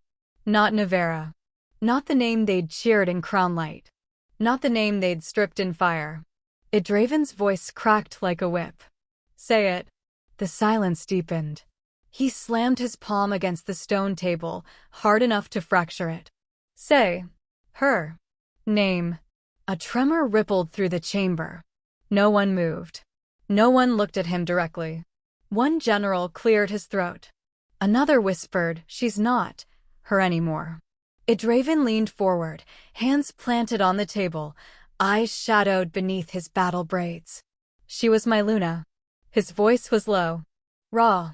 You all watched me strip her mark. You watched me give the order. You gave your blessing. He bared his teeth. And now, because she came back wrong, you all pretend she never existed? One of the priests flinched. With all respect, your majesty, what came back isn't a woman. It's a wrath. Edraven's eyes glowed faintly. Moon blood boiling. Then you admit she had something to come back for. No answer. Did you think she'd stay dead forever? He snarled. Did you think the fire would end it? He looked at each of them. Every coward who once praised Nevara's grace, her devotion, her ceremonial poise. Every traitor who now called her it. She died because we told them to kill her. Now she's killing because no one listened when she begged. A tense pause. The general shifted uncomfortably. One dared speak. Sire, this is no longer about justice. This is contagion. We need containment, not remembrance. Edraven's knuckles bled against the stone. He laughed once. Hollow. Then turned his back to them. You're all dismissed. No one moved. Leave. They left. Like fog fleeing fire. When the hall was empty, Edraven sat. The black moon throne creaked under him like a beast reluctant to hold his weight. He didn't feel like a king. Not anymore. He sat in silence. Long enough for the torches to dim, the night wind to slip through the cracks, and the whispers in his head to grow louder. They always began the same way. Her scream. That sharp, wet-throated gasp as the gray fire touched her collarbone. That moment where her body arched, not from agony alone, but from betrayal. He'd watched her lips move then. Even though he'd forbidden her speech. She had mouthed his name. Edraven. Not in curse, but in disbelief. He covered his face with both hands. But the heat still lingered under his palms. He could still feel her skin peeling. Her eyes melting. Her voice. I loved you. He slammed a fist into the armrest. The stone cracked. He stood. Paced. There was ash on the floor. He didn't know where it had come from. It wasn't from the hearth. There was no fire lit. But it smelled like her. Burnt silk. Bloodroot ink. Smoke laced with memory. He looked down at his own hands. They shook. He opened his mouth. Closed it. Whispered. If she's still alive. His throat tightened. Then what did I burn? He didn't sleep. Couldn't. He left the hall before sunrise, mounted his war steed before the grooms were ready, and rode for the southern watchtowers with nothing but a blade and his own gnawing disbelief. He needed to know. He needed to see. He wasn't hunting her. He was hunting the question. Did I kill her? Or just leave her screaming? Back in the ruined heart of the bleeding temple, Vellithorn watched the flame that refused to die flicker across the seal-warded floor. And whispered to no one. He's moving. Good. Let the traitor chase the fire he made. In the Greybone Hollow, Noctherin stirred as the contract rune on Nevara's wrist glowed faintly. He didn't smile. But he said, he's dreaming louder. Nevara's voice emerged from the dark behind him. Then let's give him something worth waking up screaming for. Chapter 15. Noctherin draws a circle. The ash did not stop at the altar. It bled outward, across stone tiles, sacred cloth, and the ankles of a child too young to know what vengeance was. Nevara only noticed the boy when he began to scream. Not like the others. Not in betrayal or guilt or judgment. His scream was small. Raw. Real. Her eyes snapped to him.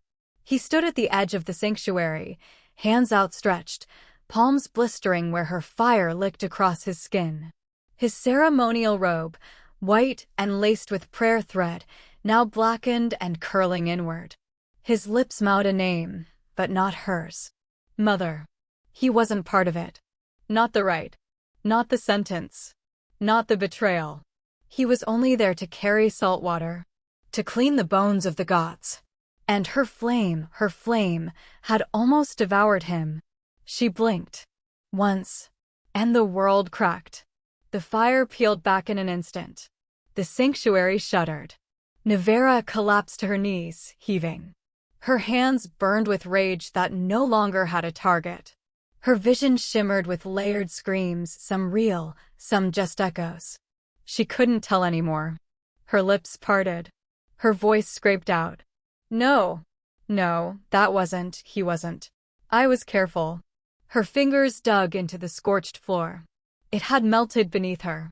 The shape of her fury burned into the stone, an Ouroboros of vengeance, imperfect. Too wide. Too blind. Her fire had begun to spread without purpose. That was when the world froze. Time exhaled. And from the air between shadow and stone, Noctherin stepped into being. Not like a man. Not like a god. But like the moment just before you bleed. He walked across the altar, the ashes parting for his boots. His coat, stitched from memory and bone thread, billowed without wind. His eyes flicked to the child, who had fainted now, unharmed, but marked. Then to Nevara. She tried to rise. Failed. He didn't reach for her.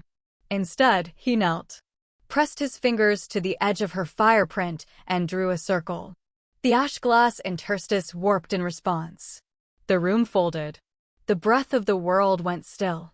She was inside it now, the ring of unmaking. You forgot, he said softly, that every fire has a border. She clenched her teeth. I didn't mean to touch him. He raised an eyebrow. Didn't answer. Instead, he traced the circle once more. It lit. With contract rune fire. Gray, but humming with old law. You're not here to burn the world at random, Nevara. You made a deal.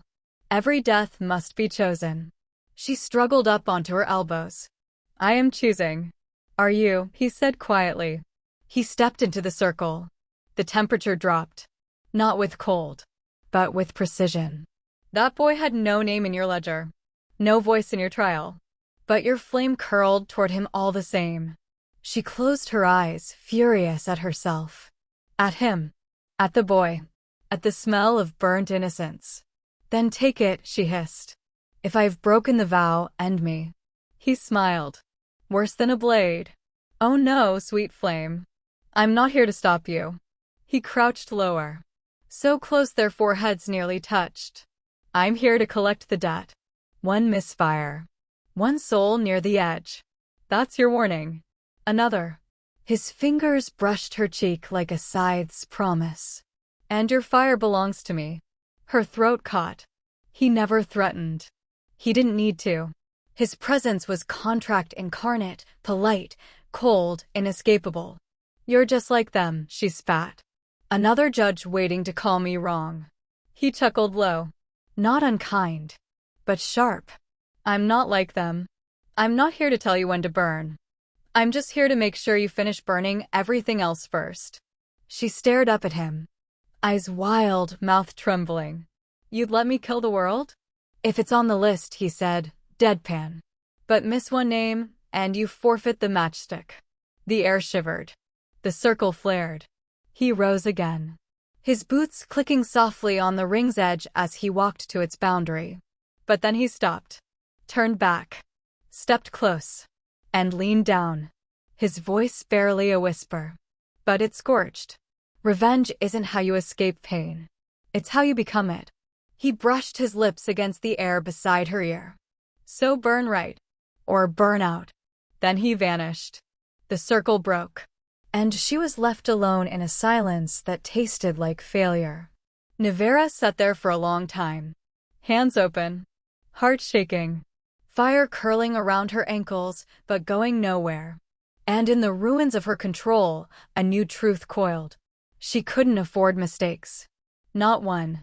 Every strike had to land like judgment. Every target deserved. Every death earned. She rose slowly. Gray fire flickered back into her limbs. But this time it waited. It asked. And she answered. No more mercy.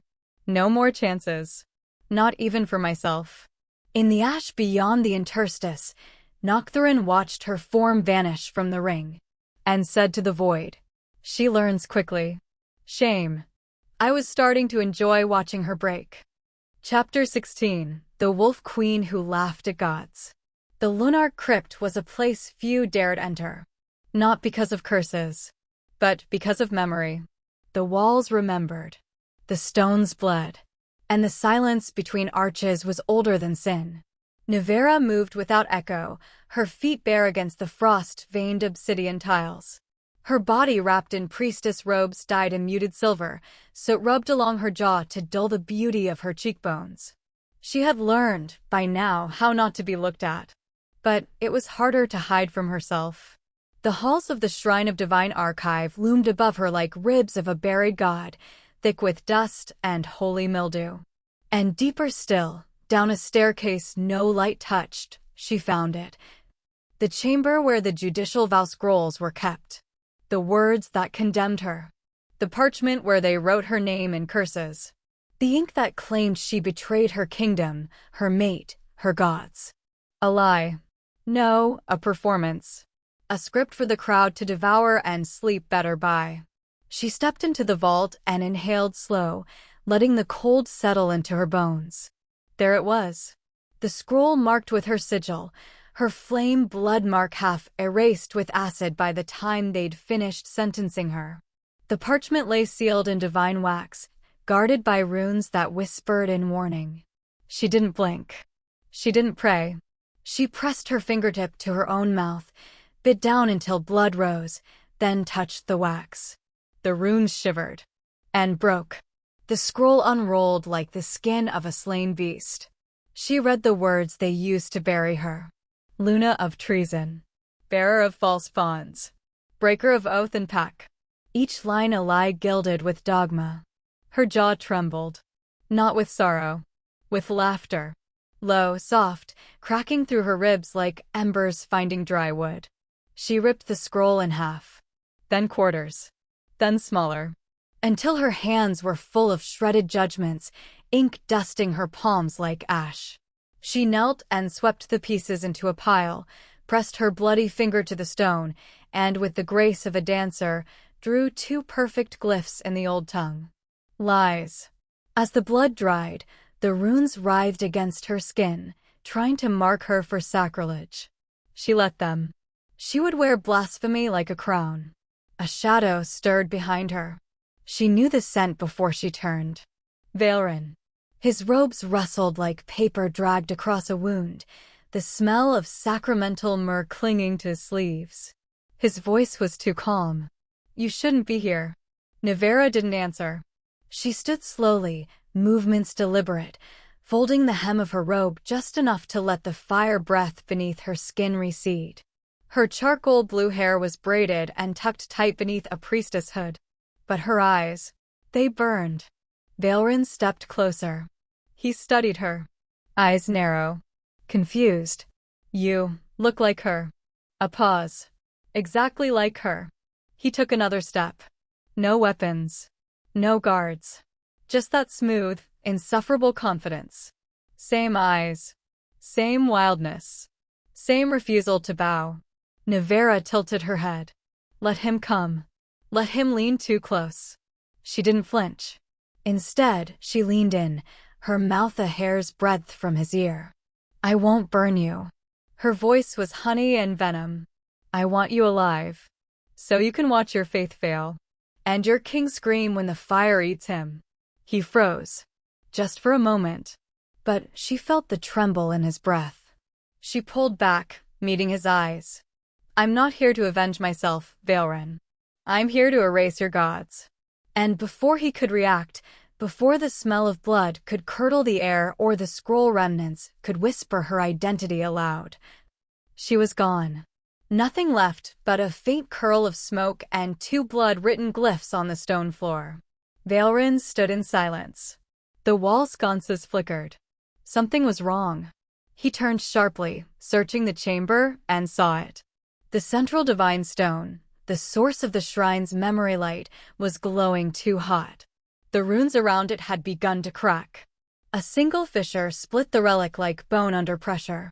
Valerin's stomach dropped. No!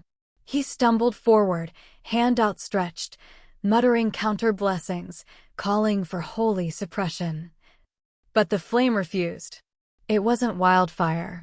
It wasn't sacrificial. It was her. Gray fire. Silent.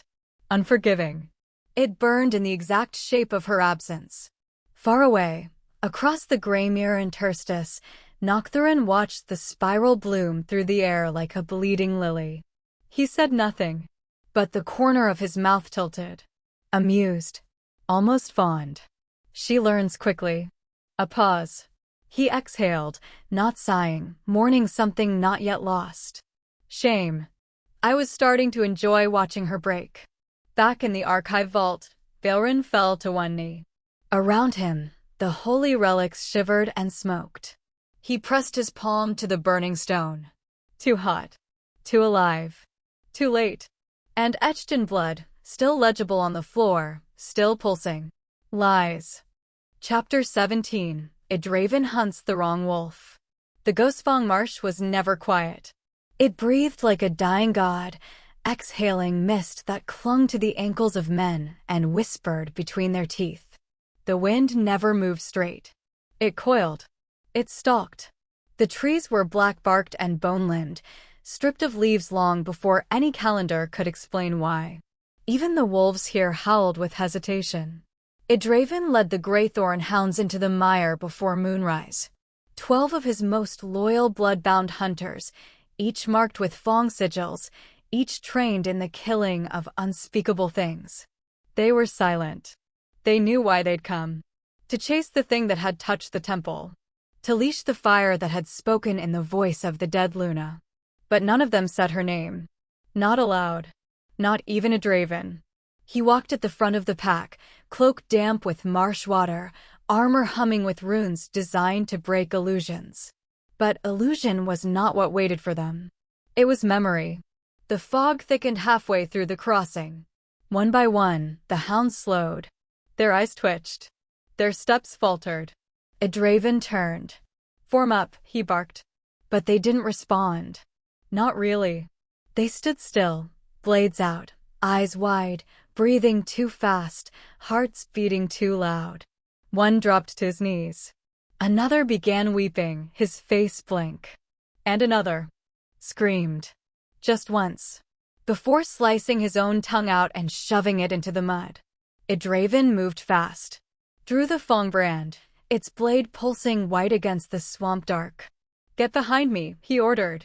But none of them moved. They were caught. Not by fire. Not by curse. But by her voice. It came softly. From nowhere. From everywhere. You remember how I died. You were there. You watched. Edraven froze. The mist ahead of him parted. And there she was. Nevara. Or what wore her face. She stood barefoot in the shallows, her old execution robe still clinging to her frame like it had melted there. Her hair hung in wet strands. Her skin was marked with the brands they'd used on her chest. Her feet bled into the water, but it didn't darken. It glowed. With gray fire. She didn't smile. Didn't snarl. She simply watched him. And whispered. You still dream of me, don't you? Edraven stepped back. The fog curled around his neck. His grip on the sword trembled.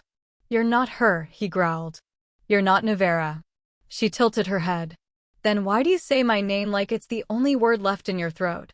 I said you're not her. His voice cracked. The hounds writhed behind him, now no longer soldiers, but beasts broken by grief, rolling in the mud, clawing their own faces. One began laughing. Another sang a lullaby with no tune. Another shouted, she's burning again. Again. Again.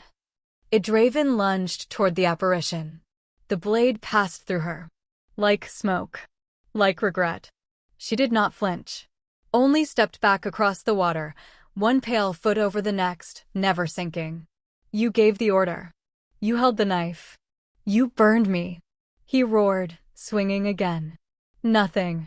The fire around her shimmered, but did not consume. He fell to one knee, gasping. The fog in his lungs. The name in his chest. He clawed at his palm, needing anchor. And froze. Because there, etched into the meat of his hand, was her mark. The Luna bond. But he'd stripped it from her. With his own sword. With his own lips. He'd said the words. From this day, her name shall not be remembered. And yet here it was. Glowing. Burning. Right above his lifeline. He staggered back, breath ragged. No. You're not her. You can't be. He looked up. She was gone. The mist swallowed the space where she'd stood. The only thing left was the sound of water dripping. Like tears from an unseen face. They found Edraven at dawn, kneeling in the marsh alone. His hunters lay scattered, none dead, but none sane. They would not speak of what they saw. Only Edraven did. Later. When no one listened. When no one dared correct him. He sat by his tent fire that night, scratching her name into his arm over and over, until the skin refused to hold ink or blood. He whispered, "If you're alive, then who the hell did I burn?" Far beyond the fog, where reality wore thin, Noctherin stood in a ripple of shadow, watching the mark flicker in Edraven's hand. He tilted his head. "Now you remember," he murmured. Behind him, Nevara stepped out from a veil of embers. Her voice was quieter than usual. Did he feel it? Noctherin smiled without kindness. He felt you. Now he'll try to chase the past. Let him.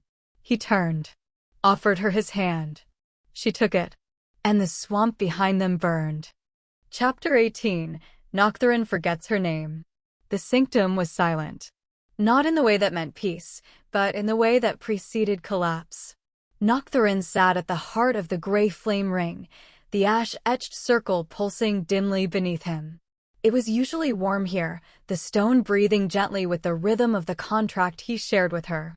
The gray fire always whispered names, truths, lies she'd scorched from the world. Tonight, it said nothing. He opened his eyes. Waited. Stillness. He raised his hand and called her name. Nevara. Nothing stirred. Not the flame. Not the shadows. Not the memory tethered to that syllable. He tried again. Nevara. The ash remained still. His brow furrowed. Not in fear. Not yet. But in recognition that something had broken. He stood. The runes at his feet sparked reluctantly, like they resented being asked to obey. He drew a circle midair, mirror-ringed, flame-edged, and stepped into the dream where her soul should reside. The gray fire dream's pace burned differently tonight. It was fractured, like glass turned liquid under too much heat. He drifted through it, cloak trailing behind like a shadow that had forgotten how to follow. Nevara, he called again. But even here, the name would not land. It slid from his tongue and disintegrated before it touched the air. Then, he saw her. Or something shaped like her. She stood at the center of a ruined altar, surrounded by the shattered bones of 1,000 wolfish effigies, their snouts twisted in frozen screams, their eyes seared shut. She was barefoot again. Always barefoot when she killed. Her dress had no form, only fire. Her hair flicked like a whip of smoke. Her skin no longer bore the lines of scars, but neither did it hold warmth. She turned. Not slowly. Not dramatically. Just stared. And her eyes did not recognize him at first. He stepped closer. Whispered, almost to himself, "How many did you burn tonight?" She tilted her head. Enough. Enough for what? For the voices to stop screaming. Her voice was wrong. Flat. Echoed. Not hers. He stopped just short of her fire's edge. Even here, even bound to her, it did not welcome him. "What name do you wear?" he asked softly. She blinked. Paused. Her lips parted. And no sound came out. Noctherin's eyes narrowed. "Do you remember it?" Silence. Do you remember why we began? Why you chose the contract? Still silence. A flicker of movement rippled across her body. Not emotion. Instability. Her soul was splintering. Not from wounds, but from purpose without shape. He lowered his voice further. Not cold now. Almost reverent. You're not a weapon. You're not a shadow. You were a woman once. He reached out, his fingertips nearly brushing the flames that swirled around her shoulder. You had a name that meant something. Not to them, but to you. Her hand twitched. Fingers curled as if trying to grasp something long dropped. You swore revenge for a reason, he said. But tell me, little fire, do you still know what that reason was? She opened her mouth again. And this time a sound came. Not a name. Not a word. Just a crack. Like bones breaking. Or a heart collapsing under the weight of too many echoes. She stepped back. He didn't pursue. He simply watched as the last unburned part of her face, just under her left eye, flaked into embers. You can stop, he said. I'll take you away. Now, before your fire becomes nothing but hunger. She stared at him for a long time. And for the first time in what felt like 1,000 kills, her eyes softened. Just for a breath. Just long enough for him to almost believe. Then, they lit up again. Rage. Memory. Oblivion. No, she said. Her voice had 2 layers now. One hers. One something else. I want to burn until no one remembers any name at all. Not theirs. Not yours. Not even mine. She turned from him. And everything around her ignited. Wolves made of ash screamed. The bones of false gods cracked. The ground bled flame that dripped upward. Noctherin stepped back. Unharmed. But shaken. He whispered to the air between them. When I can't call you anymore, I'll know it's almost time. She didn't answer. She walked away. And the dream burned out behind her. Back in the sanctum, Noctherin sat again at the circle. He touched the contract mark on his own wrist. It was still there. Still bound. But dim. Flickering. Like a candle forgetting it was ever lit. He did not speak again for hours. And when he did, it was only to say, I must remind her. Before she forgets how to be mourned. Chapter 19. The Blood Language of Ashmoon. The catacombs did not welcome breath. They were hollow, bone-carved and sealed in silence so old it had petrified. The walls wept ash instead of dust, and the lanterns, long since dead, still remembered the light, flickering with phantom glow as Nevara stepped beneath their reach. Her feet made no sound.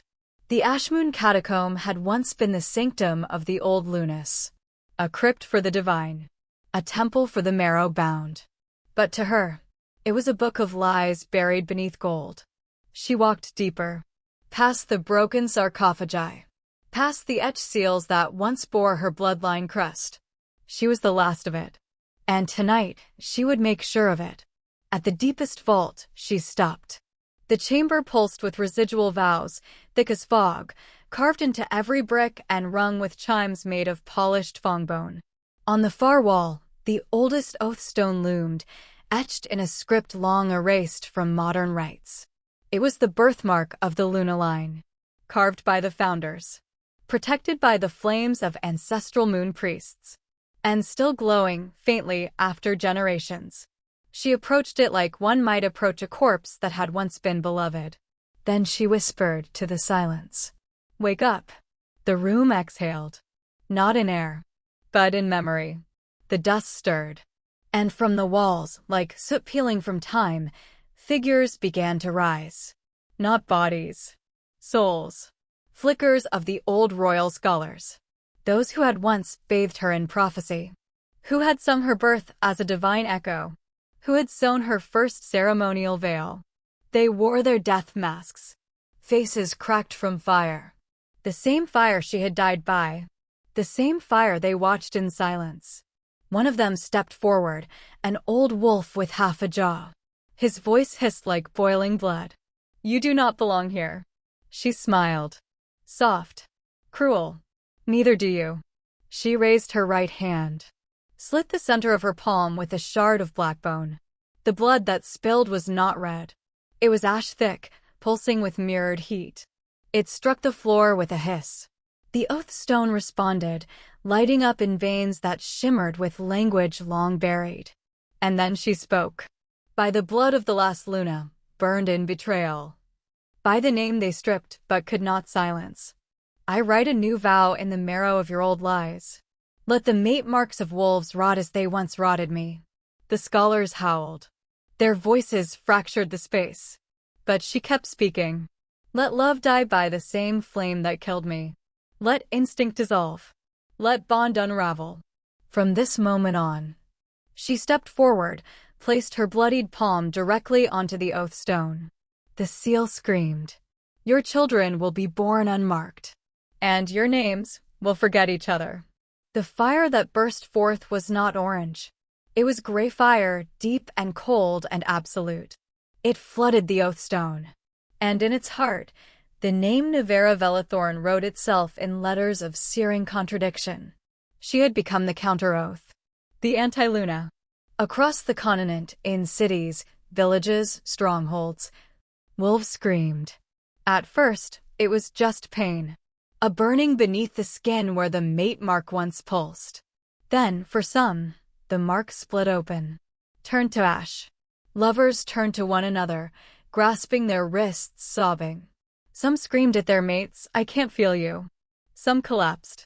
Some simply stopped speaking, as if something core inside them had shattered, and knew it could not be rebuilt. A few, high-blooded and heavily marked, began to bleed directly from the mark sites, nose, wrists, throat. And some marks burned backwards, reversing through time, undoing fates. The panic was instant. Healers flooded temples. Faith guards rioted through the streets trying to suppress the rumors. But the children born that night, marked or unmarked, cried without rhythm. They didn't recognize their mothers. Their fathers couldn't hold them without shivers. Something was missing. Something ancient. Something rewritten. Back in the crypt, the oath stone crumbled. The scholars collapsed into piles of inert ash. And Nevara stood over the ruins of the vow that birthed her entire bloodline. She looked at her own palm. The wound still bled. But the blood no longer fell. It floated, writing itself in runes that no priest could read. She leaned close to the burning remains of the Luna line and whispered, You burn me to keep your order. Now your order burns, to remember me. Then to the smoke. I will erase you one bond at a time. In the gray flame sanctum, Noctherin felt the tremor ripple across every contract line. He didn't rise. He only opened his eyes and whispered, She's not breaking them anymore. She's undoing the language that makes them real. And in his private chamber, far from any council, Edraven woke gasping. His mark throbbed again, not in warning, but in grief. And when he looked down, he saw her name carved into his skin, over and over, until it no longer made sense, until he forgot what it meant. Chapter 20, Noctherin bleeds for the first time. The fractured seal of bone glass was never meant to break. Noctherin had crafted it himself, long before the wolves had teeth, before the first pack drew blood beneath the twin moons. A perfect boundary. A lock that shimmered with impossible stillness. Now it screamed. Cracks zigzagged across the glass bone spire like veins, whispering ancient agony. The air hung hot and sharp, filled with the scent of charred contracts and the brittle taste of dying packs. He stood at the heart of it, hand pressed to the rupturing seal, blood, his blood, dripping between his fingers. For the first time in millennia, Noctherin bled. It was not red.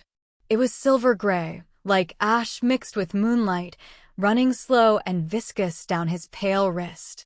He blinked, stunned. No one's ever made me bleed, he murmured. Behind him, the air cracked open.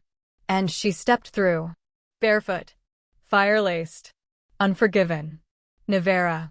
Her skin shimmered with gray flame. Her charcoal blue hair clung to her jawline, soaked in sweat and smoke. Her expression wasn't triumphant. It was hungry. You feel it now, she said, voice low. That ripping. That little death crawling beneath your ribs. Noctherin turned to face her, keeping one hand pressed to the shattered seal behind him. You're destroying me. His voice did not rise. But the crack in it hurt. She walked closer, not stopping until the fire licking off her arms brushed his throat. You said you didn't fear death. I don't, he said. Good, she breathed. Because I'm burning everything. Including you. She pressed a hand to his chest, over where his soul lay threaded into gray bone and vow marks. He inhaled sharply. Not in pain. In shock. Because her fingers sank in. Not through flesh, through him. Through the very root of the contract that tethered them. Stop, he said. Why? Her lips brushed his collarbone. You said I was yours. That I could burn until I ended. You told me to finish it. I didn't say you could kill me with it. Then you shouldn't have let me love the fire. His breath hitched. He grabbed her wrist, but didn't pull away. Her mouth ghosted along the edge of his jaw, then paused near his lips. The gray fire coiled in her eyes like serpents. He should have been furious. He should have bound her in ash and seals and warnings. Instead, he whispered. You're out of control. I'm awake, she hissed. And then, she bit his lip. Not to tease. To mark. To test if gods could bleed. And he did. A drop of silver flame pooled at the corner of his mouth, burning like a prayer never meant to be heard. Noctherin reeled back, pressing 2 fingers to his lip. The blood hissed against his skin, steaming in the air. You really want to burn me, he said. She smiled. You're part of their world. I'm your contract. Then I'll burn that too. With a flick of her fingers, the gray fire surged. It wrapped them both in a cyclone of silent heat, shredding the floor beneath their feet. The fractured seal behind them pulsed in protest, letting loose a moan like a cathedral collapsing in slow motion. He raised a hand and cast her into the ash vein ring, the collapsing buffer between fire and soul, oath and obliteration. Her body struck the boundary with a snarl of sparks. Let me out, she screamed. He didn't move, didn't breathe. His lip still bled. His ribs still ached. But he didn't let her go. You've reached the edge, he said. This isn't fury anymore. This is extinction. Then burn with me, she roared. No, he whispered. He stepped into the edge of the ring, letting it bite into him. Letting her see that he could hurt too. You want to burn me? He asked. Yes. Then look at me while you do it. She surged forward, fire coiled around her fists, eyes glazed with grief and vengeance. But she didn't strike. She couldn't. The fire stilled. The rage, so carefully stoked, flickered and trembled. And, for a breath, they stood inches apart. The air between them was pain. It was promises. It was too many things they never said. And then he said the thing that made her heart break in two. You're not my contract anymore. What? You're not my responsibility. He placed her hand over his still bleeding chest. You're my calamity. Her lips parted. Fire snapped between her fingers. And yet, she didn't kill him. She didn't try. Noctherin staggered back. She remained inside the ring, fists clenched, breathing like an animal trapped between survival and surrender. He fell to one knee, palm pressed to the ash-smeared floor. His soul cracked, a thin, luminous fracture splitting down the center of his chest. He whispered, "You were supposed to be fire I could contain." He lifted his gaze. "But you're not fire. You're the ruin fire leaves behind." Nevara lowered her hands. She stared at him for a long time, then turned her back. "Next time," she said, voice fraying, "don't bleed for someone you never planned to save." And she walked away. The ash parted for her. The fire followed her. And Noctherin knelt in the ruins, watching the last thread of her soul vanish into the smoke. He pressed a trembling hand to the crack in his chest and said, "You're not a contract. You're my gray doom." Chapter 21, Edraven calls her by name. The flames licking the sky above Blackstar Watchtower did not cast light. They devoured it. What had once stood as the northernmost guardian of the Matemark Nexus, a fortress laced with binding glyphs and silverlight circuitry, was now a cathedral of ruin. Charred stone collapsed inward, bones of centuries-old oath-keepers broken open and smoking. And at its center, a woman walked out of the fire. Not past it. Through. Her feet did not touch the ground. Her dress was not fabric but smoke stitched to rage. Her arms bore the embers of every promise that had burned with her. And her face was the face of the woman Edraven had killed. He staggered to a halt, sword in hand, breath trapped in his throat like a swallowed shard of regret. Nevara. It came out of him in a whisper, a prayer, a curse. Her eyes flicked toward him. Gray fire hissed beneath her irises. She stepped forward, and the world bent around her. So, you do remember. His jaw shook. You're not, this can't be. He felt his knees, sword clattering to the stone. She stared down at him like he was an old wound reopened. You know who I am. He nodded. They told me, Valerin told me, it wasn't. That I was dead, she finished for him. That you watched it? Commanded it. He flinched. I didn't know, he whispered. I didn't know they lied. I didn't know they twisted everything. He reached for her. His fingers grazed the edge of her wrist. And screamed. Because her skin wasn't skin. It was wrath. It seared straight through him, crackling open his palm, boiling blood down his forearm. Still, he didn't pull away. He just let the fire eat through him. I thought I was saving the kingdom, he choked out. I thought they were right. You thought you were right, she said coldly. And now you're just burned. He dropped his head. Tears fell to the stone. Evaporated before they could stain. You came back to kill me, he murmured. She didn't deny it. Then do it. He lifted his chin. Let the fire crawl higher up his arm, teeth clenched against the pain. Take it. I won't fight you. Nevara stood very still. She watched him. Not as a lover. Not even as a ghost. But as a mirror. And in that mirror, she saw everything he wasn't willing to be until now. She reached up, brushed the back of her hand across his face. He gasped. Because this touch didn't burn. Not yet. Not entirely. But it shook him like a blade in his ribs. Death is too kind, she said softly. You'd burn. For a few seconds. Then go still. Then be done. He closed his eyes. Welcomed it. But then. She withdrew. And the fire vanished from his flesh. He opened his eyes in shock. She was walking away. No, he said, stumbling after her. You can't, Nevara, please, if you've come this far, then end it, don't leave it like this. She didn't turn around. You think this is mercy, she said, voice like wind over a grave. This is cruelty. You'll live. And watch every bond you once commanded break. You'll feel your line vanish, one child at a time. And every time you close your eyes, you'll see me walking out of the fire you built. He dropped to his knees again, clutching his ruined hand. I loved you, he whispered. Louder now. I loved you. I still. She stopped only once. Right at the shattered gates of the tower, framed in light that would never be divine again. You didn't love me, she said without looking back. You loved the girl who waited for you to come save her. She stepped into the ash. And vanished. He stayed there until dawn. On bleeding knees. Alone. With nothing but her name scorched into the dirt beside him. And the sound of her fire still cracking inside his bones. Chapter 22, The Pact Without Return. The vein of the hollow flame wasn't a place. It was a wound. A pulsing artery deep beneath the skin of the gray, where every contract, every vengeance, every unfulfilled scream bled into the fire that sustained the in-between. Nevara had never seen it before.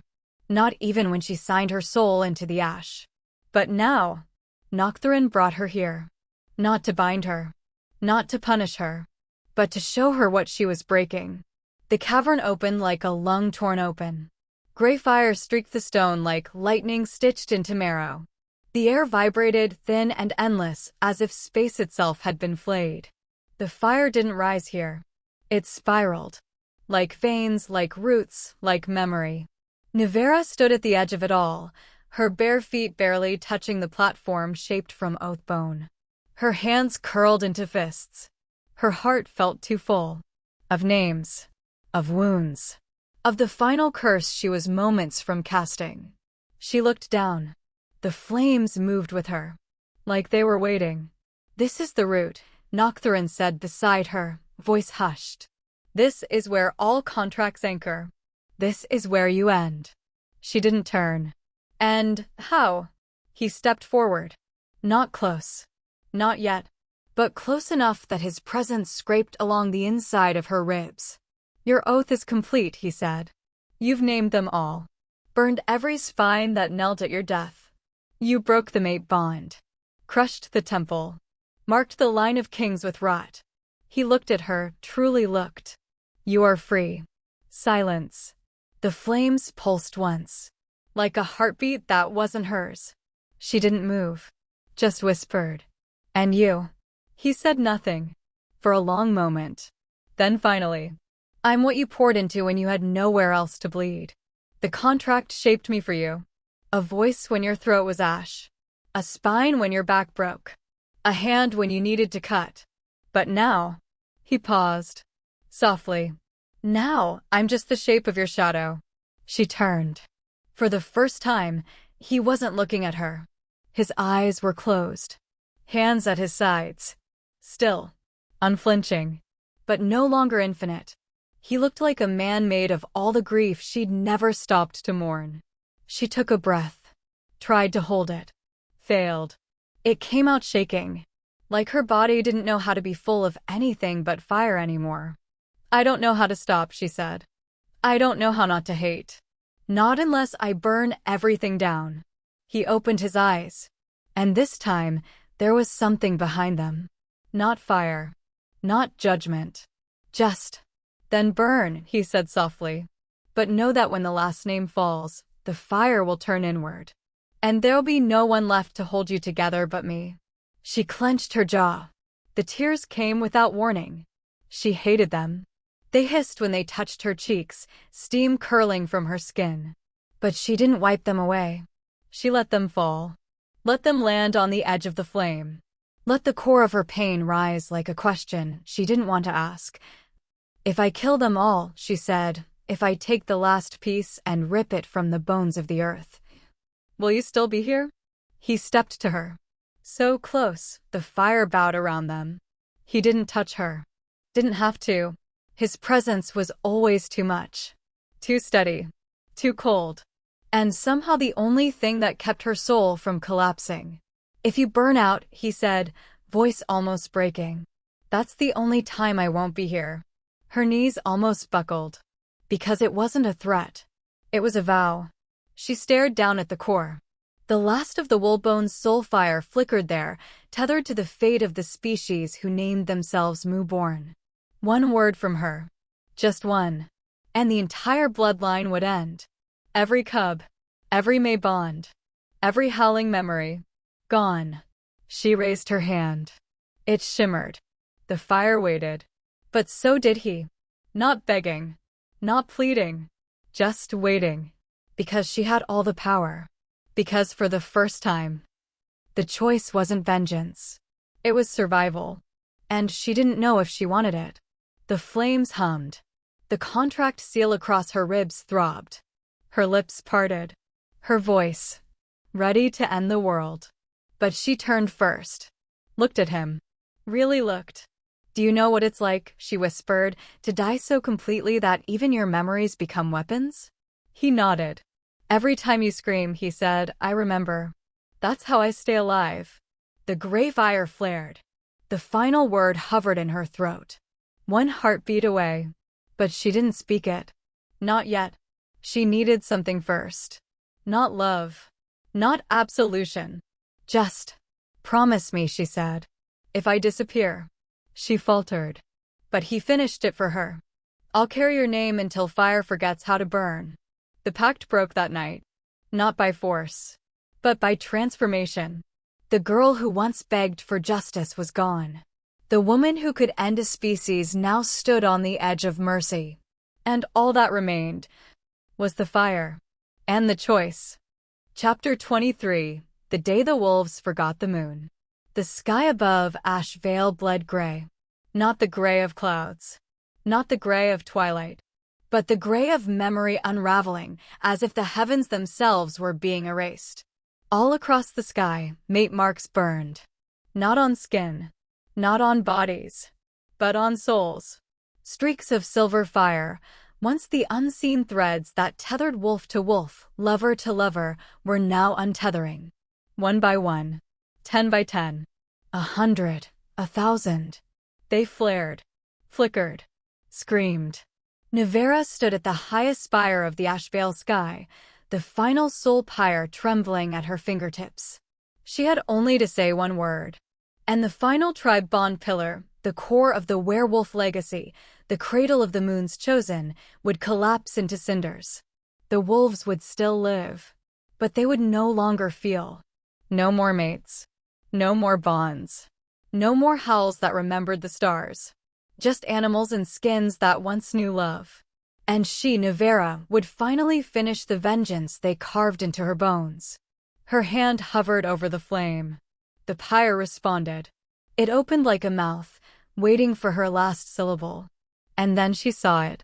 The sky screamed.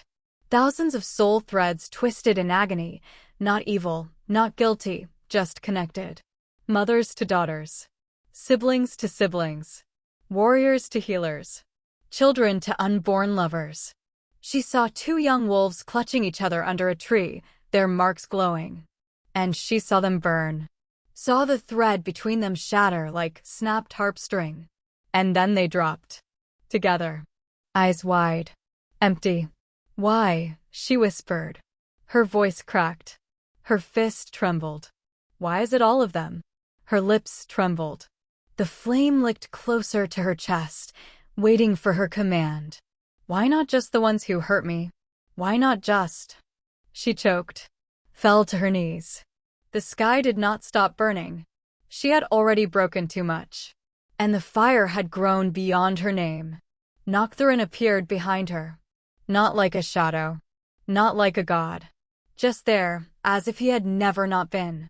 He knelt beside her, the fire bending away from his frame like it respected him too much to touch. She didn't look at him. She couldn't. I didn't want this, she said, voice like a grave. I didn't want them. I wanted him. I wanted the ones who killed me to feel it. Not the ones who never even knew my name. He was silent. She turned her head. Tears carved silent streaks down her soot-marked cheeks. Why isn't it working? Why don't I feel better? Why does it still hurt? He looked at her then. Really looked. Not like a keeper. Not like a contract. Like someone watching something break that was never meant to bend. Because vengeance isn't an answer, he said. It's just a way to scream when the world refuses to listen. And you've been screaming for so long. You forgot how to breathe. She opened her mouth.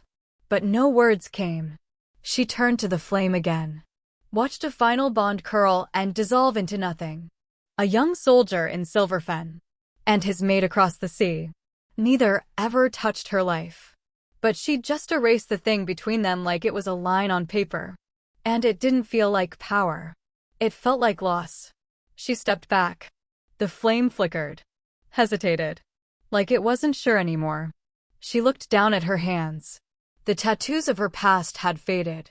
Her name, once carved in fire across her chest, now bled faintly like a bruise beneath her ribs. She tried to say it aloud. Neva. But the second syllable cracked. Vanished. She blinked. Looked at Noctherin. And whispered. What's my name? He froze. Not in surprise. In grief. Say it, she begged. He didn't. Couldn't. Her voice dropped to a breath. I'm forgetting. I'm forgetting who I was. Tell me I was real. Tell me I was more than this fire. He rose, crossed the space between them. Pressed his hand to her cheek, where her last tear had cooled the skin. You were fire, he said. But before that, you were a girl who sang to wolves. Before they taught you how to burn. She closed her eyes. Everything inside her trembled. The fire. The hate. The grief. Did I die? She asked. He didn't answer right away. He only stepped behind her, gently guiding her head to his shoulder. She didn't resist. Her fire curled in silence around them both. You didn't just die, he whispered into her hair. You were erased. But now the whole world will know what it cost them. The sky cracked. The final thread curled. But she did not speak the last word. Not yet. She couldn't. Because vengeance had filled her mouth for so long. She didn't know how to speak as a person anymore. Only as a weapon. And weapons don't ask to be remembered. Only to be used. In the distance, wolves howled. But not in unity. Not in instinct. Just sound. Because tonight, the last bond faded. And the wolves forgot the moon. Chapter 24, her name, buried in the contract. The chamber of last oath was colder than memory. Not the chill of stone. Not the echo of wind. But the kind of cold that comes when everything that made you real has already been signed away. Nevara stood in the center of it again. Same platform. Same scorched bone circle. Same silence. But this time, she was not a beggar. Not a girl clawing her way out of death. Not a Luna reaching for the hand that let her fall. She was what came after. Ash without origin. Fire without purpose. And now, she wanted to be nothing at all. Noctherin waited by the altar. He said nothing as she stepped toward him. But his jaw was tight. And his hands, those perfect, pale hands that had once held the knife that bound her fate, were clenched at his sides like he already knew. She stopped in front of him. Didn't smile. Didn't bow. Just said, voice raw. I want to change the terms. He blinked once. Didn't flinch. The contract is fulfilled, he said flatly. You burned what you needed to burn. You broke their gods. Their children. Their blood. She shook her head. Not to argue. But because she was done with justification. Write this down, she said. He tilted his head. She stepped forward. Her voice never rose. When I go, when I choose to end it, no one builds a statue. No one sings a name. No stories. No echoes. No myths. I don't want to be mourned. I don't want to be remembered. I want to be unmade. A silence fell between them that no fire dared break. Then, he laughed. Sharp. Bitter. A sound like obsidian cracking. Your final revenge, he said, voice cold, is to not be remembered? After all this? After burning history into the bones of your enemies, this is how you want to be honored. By erasing yourself? She nodded once. Tears didn't come anymore. There was no water left in her to cry with. Only embers. And resolve. You said the gray fire was me, she said quietly. Then I'll burn it too. If I was made from the pain they gave me, then I'll take that pain with me. He stepped closer. His voice dropped. And me? He was calm. But not composed. The way a dying star is still, before it collapses. Do I vanish with you? She looked up at him. Something passed between them that had no name. Not love. Not bond. Not memory. Just recognition. No, she whispered. You're not my vengeance. You're not my fire. You're the part of me that never wanted to destroy everything. The part that watched and waited and still stayed. He swallowed. Something inside him splintered, but he didn't let it fall. Then what am I now? She reached out. Touched his chest, right over where his contract seal pulsed faintly beneath the skin. Her voice barely breathed. You're the only gray I never turned to flame. She stepped onto the altar. It did not glow. It did not resist.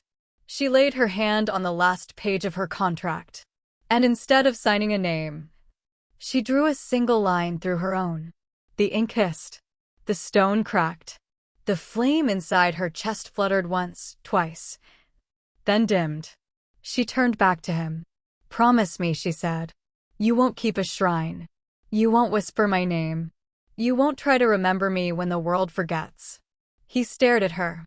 Refused to move. You'd really leave me in the dark, he asked. After all this? She smiled. Just a little. Just enough to break him. You are the dark. And I am tired of being its fire. Her body unraveled as she spoke the final word. Not in pain. Not in glory. But in peace. The kind of peace only those who've died twice understand. She faded. Not into flame. But into nothing. Noctherin stood on the altar where she vanished. Alone. The contract ash blew past him. He did not cry. He did not speak. Only once did he look up and ask into the wind. And what about me? Will you forget me too? The air did not answer. But a whisper curled in the final swirl of gray. You were the only ash I never dared to touch. Chapter 25, The Fire That Burned Its Owner. The sky above Ashfall's spire bled downward, not in rain, but in embers. They fell like slow-burning memories, soft, glowing, silent. The world below was ash. The kingdoms were broken, their wolves scattered, their oaths undone. And Nevara stood at the peak of the world she had just unmade. Not as Luna. Not as woman. Not even as ghost. She stood as fire. Her body no longer fully held shape. The edges of her hands frayed like candle wicks. Her breath shimmered. Her ribs glowed faintly, pulsing with the final brand, ash blood singe, the mark of those who chose to burn themselves to finish the war. Behind her, the stone cracked with each step she took. Her eyes were bright, not mad. Clear. Painfully clear. This was always the end, she said aloud, not to anyone in particular. You can't rewrite the world without lighting the paper. Her voice echoed. But not far. Because the air itself bent around her, refusing to carry the weight of her words. She looked down at her hands. Watched her fingers begin to flicker. Watched herself come undone. I don't belong to the wolves, she said. Not to the gray. Not to vengeance. Not to gods. Not to the ashes of my name.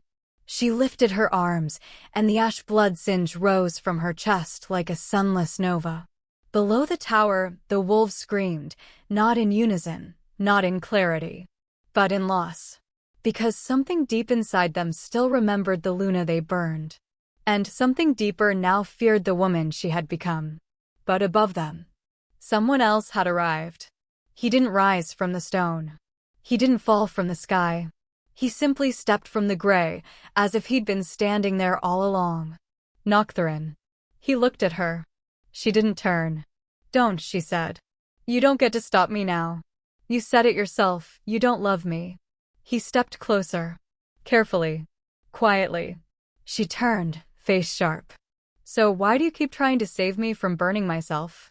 Isn't this what I am now? Isn't this the only thing left that belongs to me? Her flames whipped violently. The edges of the tower caught, began to melt. He stopped walking. Didn't flinch. She threw her hand toward him. The spell hit hard. Gray fire knocked him backwards, slamming him to one knee, cracks spiderwebbing beneath him. She screamed. Let me go. Let me end. You're not allowed to reach for me when I'm finally ready to disappear. He said nothing. Didn't rise. Just knelt there, breath shallow. And then, slowly, he reached up, dug his hand beneath the edge of his collarbone, and pulled. From under skin and seal, he drew a jagged shard of white. Not bone. Not quite. It was his life key. His command bone. The symbol of his existence as contract bearer of the gray. He held it out to her. Did not lift his head. If you insist on burning, he said, voice low. Then take this. So I can burn with you. She froze. The air shivered. The fire stilled. He kept his hand out. After you're gone, he said, let me be what proves you were real. Not a statue. Not a name. Not a god. Just a piece of my body I leave in your hands. She stared at the shard. It pulsed faintly. She could feel his soul in it. Every time he'd watched her break and said nothing. Every moment he let her rage because he knew it was the only way she remembered her own name. Every step he took beside her, never claiming to walk with her, never claiming to love her. And yet, she dropped to her knees. The flames retreated from her face. Her hand trembled as it reached for the shard, but didn't take it. Instead, she covered his fingers with hers, and her tears fell like fire that had forgotten how to burn. "Why?" she whispered. "Why do you look more like love than the one who said he loved me?" He didn't answer. Didn't need to, because the answer was simple, and cruel, and final. "Because I never needed you to survive me. I only wanted to be the last thing that didn't hurt you," she cried. Real tears. The kind that steam can't erase. She folded over the shard in his palm, and for the first time since she died, she rested her forehead to someone's shoulder. And the fire didn't eat her. It wept with her. Beneath the ashfall spire, the sky did not roar. It held its breath. Because the fire that had burned everything had finally touched its owner, and didn't know what to do with her. Chapter 26, The Ash Wedding. The Gravane Chamber was a place where bones remembered fire. Not in pain, not in glory, but in promise. It was not a cathedral, not a temple. There were no gods in attendance, no witness but the dark, no vows but silence. And yet, here, in the deepest thread of the world beneath worlds, they wed. Nevara stood barefoot in the circle of marrow glass, her body flickering between presence and absence. Her arms glowed with the exhaustion of mercy, her heart with the ache of restraint. The fire had stopped screaming days ago. Now it listened. Noctherin stood across from her, still bleeding from where he'd torn his own command bone free. The shard pulsed faintly in his palm. He offered it without a word. She took it with both hands. The bone was still warm, his warmth, not the fire's. And it trembled in her grip, like it knew what she was about to do. "Are you sure?" he asked. She met his gaze. "I'm not sure about anything anymore." Her voice was softer than flame. "But I know this." She pressed the bone to her chest. It hovered above the faint imprint of the ash blood singe, the curse she had carried, the proof of her vengeance, the brand of her extinction. "This is the only piece of anyone that was ever offered to me freely." Noctherin said nothing, but his hands, those hands that had always been steady, shook just slightly. The bone sank into her slowly, not as blade, not as punishment, but as blessing. It met her fire, and the fire recoiled. For a moment, Nevara stiffened, breath caught. Her knees buckled. Gray fire surged up her spine. Her body arched. And then, the flame reversed. Not gone, but flowing inward for the first time. It licked around the bone as if seeking a home. It curled around her soul like a memory she wasn't afraid of. And her body, fractured, half gone, ash-bound, began to glow whole. She gasped. He caught her, held her upright. She didn't push him away, didn't snap, didn't burn. She laid her hand on his chest, where his bone had once been, and felt the emptiness. She whispered, "Is this the only way we can touch?" He didn't answer. Not with words. Just looked down at her, those violet gray eyes no longer unreadable, just raw. Then he said, "You burn too bright. I was always afraid I'd be the one to make it hurt." She smiled. Small. Real. Her eyes drifted shut, and the fire on her skin danced in rhythm with her breath. "Then maybe just for tonight, let it hurt. Let it burn a little. I want to feel you inside the fire, not watching it." He moved closer. No grand gesture. No ceremony. Just presence. Heat. A soul offered. A soul received. There were no rings. But when her fingers laced into his, and their foreheads touched, the flame between them sang. Not with rage. Not with hunger. But something far more ancient. Recognition. Two things that should not exist. Two beings who had no right to be loved. Finding the only silence that didn't ache. She leaned in, pressed her lips to the hollow of his throat. He did not flinch. She whispered, "Then let me burn again." He tightened his arms around her. held her against the ghost of his chest, and said only, "If the gray still holds me when you're gone, then you won't be forgotten." The fire rose around them, not to consume, but to bless. A crown of ash, a veil of flame. No vows, but the ones no one else could ever understand. And when Nevara closed her eyes that night, in his arms with his bone in her chest, she smiled, truly smiled. And the gray did not crumble. It wept, because for the first time, the fire that had scorched the world learned to hold something without destroying it. Chapter 27. The Wolf King fell to his knees. The Lunark ruins had once sung with silver bells and mirrored banners, a cathedral to the Wolf Queen's crown. Now they were broken bones jutting from the mud, ribs of a carcass picked clean by time and fire. The marble had blackened, the altar stones had cracked, and the scent of ash still haunted every wind that dared cross the desolation. And upon those ruins, the Wolf King broke. Edraven staggered barefoot across the rubble, cloak torn and half slipped from his shoulders, eyes rimmed red with nights unslept. His golden black hair, once the glory of banners and war songs, lay matted with sweat and dust.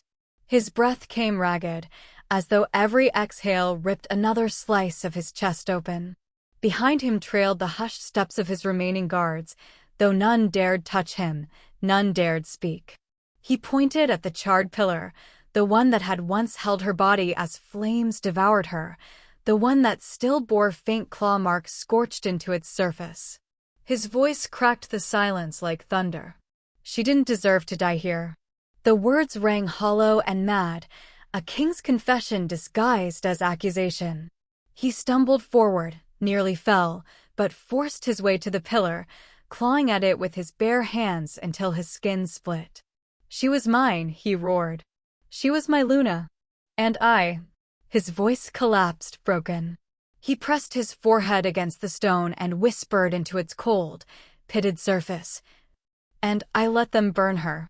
Blood seeped from his brow where he had struck it too hard against the stone. The scent mingled with ash, a bitter perfume of grief. He dropped to his knees, shuddering. His shoulders shook once, twice, then again until he was shaking like a child, his great body undone. The guards shifted behind him, uneasy. None moved closer. None dared. They had watched their king command armies, crush rebellions, carve history with his blade. But they had never seen him collapse at the feet of a ghost. He tore something from his belt, an iron chain crusted with black soot, a relic that had once bound her wrists during the execution rites. He pressed it to his lips as though it were holy, then looped it around his neck. The links clattered, biting into his skin, leaving faint red welts as he tightened them. If this chain called fire to her once, he murmured hoarsely, then let it burn me now. Let her burn me once more. His head tilted back, eyes wet and wild, gazing at the fractured ceiling above as though daring the gods to answer. "Do you hear me?" His voice shattered against the ruin's hollow stones. "Take me. Give her back. Or burn me where I stand." Nothing stirred. Only the wind moved through the cracks, moaning like distant lamentation. And still he pressed the chain tighter, teeth clenched, throat bared as though he were offering himself to invisible jaws. Blood beaded at his skin where the links scraped, and still he pulled until he choked. His chest heaved with desperation. He wanted pain. He wanted fire. He wanted her ghost to tear him limb from limb if it meant he could see her eyes again. But there was only silence. The silence drove him deeper into frenzy. He climbed, clawing up the pillar with his bare hands, nails splitting as he dragged himself onto the platform where she had burned. His knees bled on the cracked stone. His lips trembled with a sound that was not kingly, not strong, not anything but human. A song. The song she had sung before they lit the pyre. His voice was rough, broken, off-pitch, but he sang it anyway. The guards shifted back, hands to their ears, for it was not a melody but a curse dressed as him. His voice cracked with each note, dragged itself through mud and memory, until he was sobbing mid-verse, choking on syllables. Still he sang. Night after night, he had come here to sing to her ashes. Tonight was no different, only louder, madder, bloodier. When the last word broke from his mouth, he fell forward, forehead slamming into the stone again until fresh blood trickled. He gasped against the ruins, each word tearing through his throat. She was never guilty. She was never false. It was me. It was me. His fists pounded the stone until bone cracked. I killed her. I should have saved her. I should have. He broke, collapsing sideways, chain digging deep into his throat. His hands trembled as he clutched it tighter, as if choking himself would call her spirit nearer. Nevara Vellithorn, he rasped, voice shredded. Do you hear me? I remember you. I love you. I love you too late. The wind stilled. For a heartbeat, even the night dared not breathe. He pressed his face into the blood-slick stone, tears smearing crimson into the ash. His body convulsed, racked with sobs too deep for dignity, too wild for royalty. The Wolf King, Alpha of Alphas, fell prostrate like a beggar before a grave that held no corpse, only memory.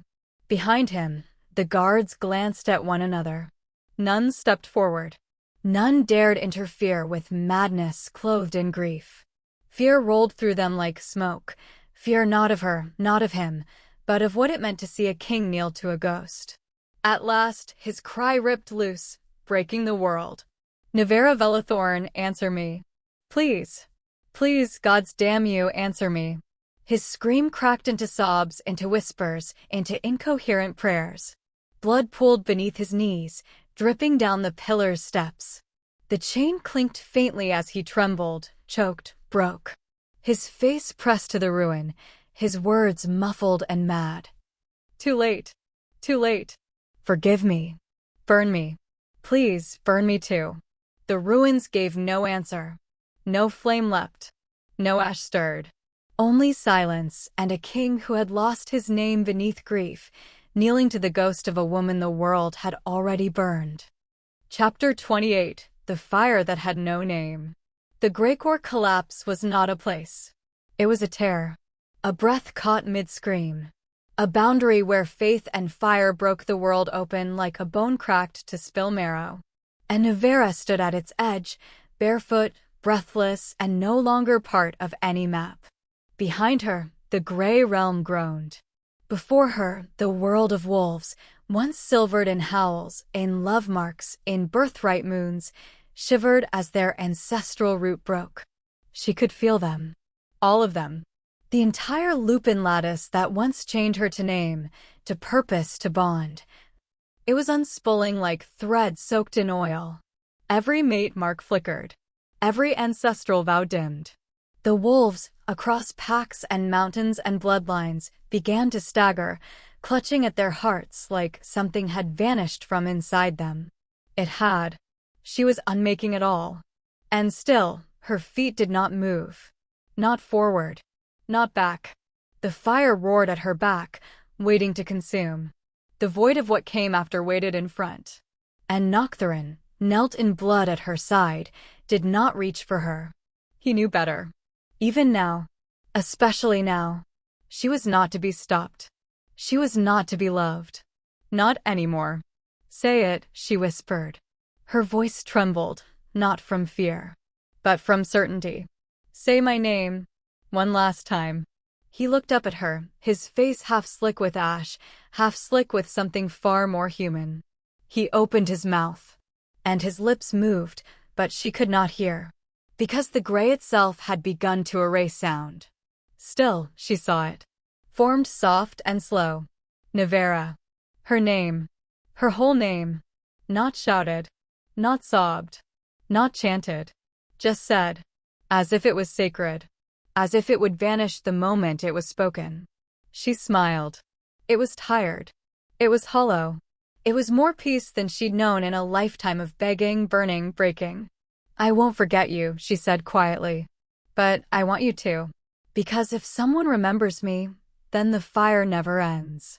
Noctherin knelt deeper, palm pressed flat to the collapsing gray beneath them. I will lie, he said. To gods. To oaths. to the gray itself. But I won't lie to you. I won't forget. She turned away, faced the rift. The fire surged around her ankles, licked her calves, crackled up her thighs. Not in pain, not in rage, but like a lover who had waited too long to be allowed to hold her again. She did not scream. She did not writhe. She simply stood, arms outstretched, spine straight, like she was embracing the wind, and spoke one final spell. I wish to be forgotten. And the flame answered. With devotion. With hunger. With mercy. She vanished. Not exploded. Not melted. But evaporated, as if her fire had finally burned clean. The gray bent inward. The wolf blood sigils cracked across every old wall and temple. The last shrine to Luna wept itself into ruin. And on the other side of the silence, Noctherin stood alone, hands outstretched to nothing, mouth full of a name no longer bound to anything mortal. He remained there, motionless, while the gray rebuilt itself behind him, slower now, dimmer. While the wolf world above trembled and began to learn how to live without love. And when the first wind swept through the ashes, he spoke, not to her, but for himself. She was not a god, he said. Not a monster. Not a curse. She was a woman. A Luna. Who once loved, and was burned alive for it. And then he fell quiet. Because the rest of the story no longer belonged to her. It never had. And now, it never would again. Chapter 29. The Bone That Held a Name. The shrine of the nameless flame had no doors. No altars. No prayers. It was carved from the marrow of a world that forgot how to grieve. And in its heart, at the dead center where no star dared look, Noctherin stood alone. There were no shadows in this place. Only absence. Absence so deep it curled under his skin like frost, hollowing him from the ribs outward. He held a small shard in his hand. Smooth. Bone-white. Shaped like a sliver of spine, his own, once torn free to offer a contract, now useless without its pair. But it was all he had left of her. Noctherin turned it slowly between two fingers, then set it gently upon the pedestal of lightless stone. Behind him, the 4 contract wardens of the gray approached. Their robes were stitched from dusk. Their eyes glowed faintly, not from life, but from remembrance. They did not kneel. They did not speak, until the eldest one broke the silence. The prime flame has gone out, the warden rasped. The Luna erased herself from every binding. You are unanchored. You owe no one. She is not recorded. Not named. Not real. Why, do you keep that shard? Noctherin didn't look up. His hand hovered above the bone. Then slowly, with breath held, he etched a mark into the surface. It wasn't a name. It wasn't even a letter. It was a curve, the precise shape the ashes had taken when she disappeared. A spiral of flame, folded into silence. The warden watched the mark glow faintly, defying the rules of their world. That symbol is not permitted, the warden warned. It does not belong to any living tongue. It is not catalogued. Noctherin pressed the mark deeper. It's not meant to be catalogued. It's not a word. It's the shape her fire left in me. His voice was steady. And for the first time in all of his eternal bindings, soft. You said she was not recorded. But I remember her flame curled once, like this, when she smiled. That is worth carving. The warden stepped closer. You are a vessel without contract now. You must return to the void, until summoned again. That is the law. Noctherin finally turned. His eyes burned, not brightly, but quietly, like embers that refused to die. I am done being summoned. If this place burns for none, then I'll stay here. Not in mourning, not in worship, but in proof. He turned back to the shard, tapped it once, and it hummed. Soft, low, like something still breathing. The other 3 wardens approached. None touched him. None dared. They looked to the mark and said nothing, because there were no rules for what it was. No record of what it meant. No oath to validate it. It simply was. and that made it sacred. Noctherin sat cross-legged beside the shrine. Alone. The shard glowed gently between them. Not a beacon. Not a tomb. But a question no one would ever answer. Who had left it? Who had been worth carving into godless bone? And what flame was powerful enough to vanish, but still leave warmth? Hours passed. Or maybe years. Time was senseless in the gray. Eventually, one of the younger wardens broke silence. His voice shook. What was her name? Noctherin didn't answer right away. He just looked at the mark again. The soft curve. The unfinished spiral. And then he smiled. The smallest, most sorrowful smile. She didn't leave a name, he said. Just the shape of a breath before she stopped needing to breathe. The shrine never took fire again. Its walls remained dim. Its core cold. But on the pedestal of the nameless flame, one shard of old bone stayed warm, as if something, somewhere, still remembered how to burn. Chapter 30. If someone ever calls her again. The Temple of Last Fire was carved into a mountain no maps remembered. It had no pilgrims. No chants. No oaths. Just wind, dust, and a single flame kept alive for reasons no one could explain anymore. The stories had gone. The gods were silent. The wolves had long since stopped dreaming of bonds that could burn. But the flame, the one at the center of the bone-carved pedestal, never went out. Not fully. Not ever. The girl had no name. At least, not one she shared with others. She was small. Quiet. Born in the ashes of a world too broken to pretend anymore. She swept the stone floors with a bundle of dried bristles. Dust clung to her hands. The tips of her fingers bore the faint heat scars of tending to the gray fire lantern. No one told her why the shrine existed. They only said, keep the fire fed. Don't carve the altar. Don't ask. She hadn't asked. Until today. She was on her knees, scrubbing the soot from a forgotten corner of the temple's foundation, when she heard it. Not loudly. Not in words. Just Nevara. It wasn't a sound. It was the shape of one. A breath between syllables. A syllable between flames. The girl froze. Looked up. The flame above the altar. That small, dull coil of gray. Flickered. Only once. Only enough to be noticed. But it was enough. She dropped her brush. Approached the shrine. Tears rose in her eyes without reason. Not sobs. Not grief. Just recognition. Of something she'd never known. But had always felt waiting in the firelight. The temple's guardian stirred from the shadows. An old figure, cloaked in ash-stained robes. He had no eyes, only sockets sealed with salt clay and ritual wax. He felt her breath hitch. He heard the crack of her heart in her chest. And softly, like one reciting a prayer too ancient to remember. She doesn't belong to this time, he said. But she's still in the fire. The girl reached out. Not to touch the flame, but to feel if it would respond. It didn't rise. It didn't roar. It only pulsed, like a slow heartbeat echoing through stone. 1, 2, 3, and then stillness. Who is she? She whispered. The guardian stepped forward, paused at her side, and answered without voice, just breath through hollow lips. She was the last Luna to forget how to forgive. And the only one the fire chose to remember. The girl didn't ask more. Didn't need to. Her hands returned to her chest. Something beneath the skin pulsed in rhythm with the shrine. It would fade. Maybe. It would quiet. Eventually. But some part of her, the part that burned only when near that shrine, would always know. The world had once held a woman whose rage had no poem, whose grief had no statue, whose name was never written in the stars, but whose flame still lived. In the small, quiet breath between centuries. Outside the temple, a wind rose.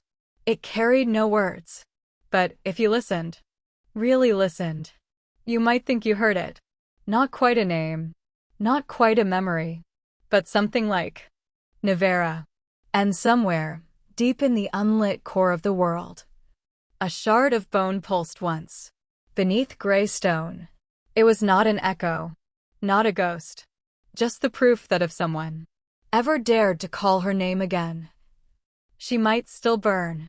One more time,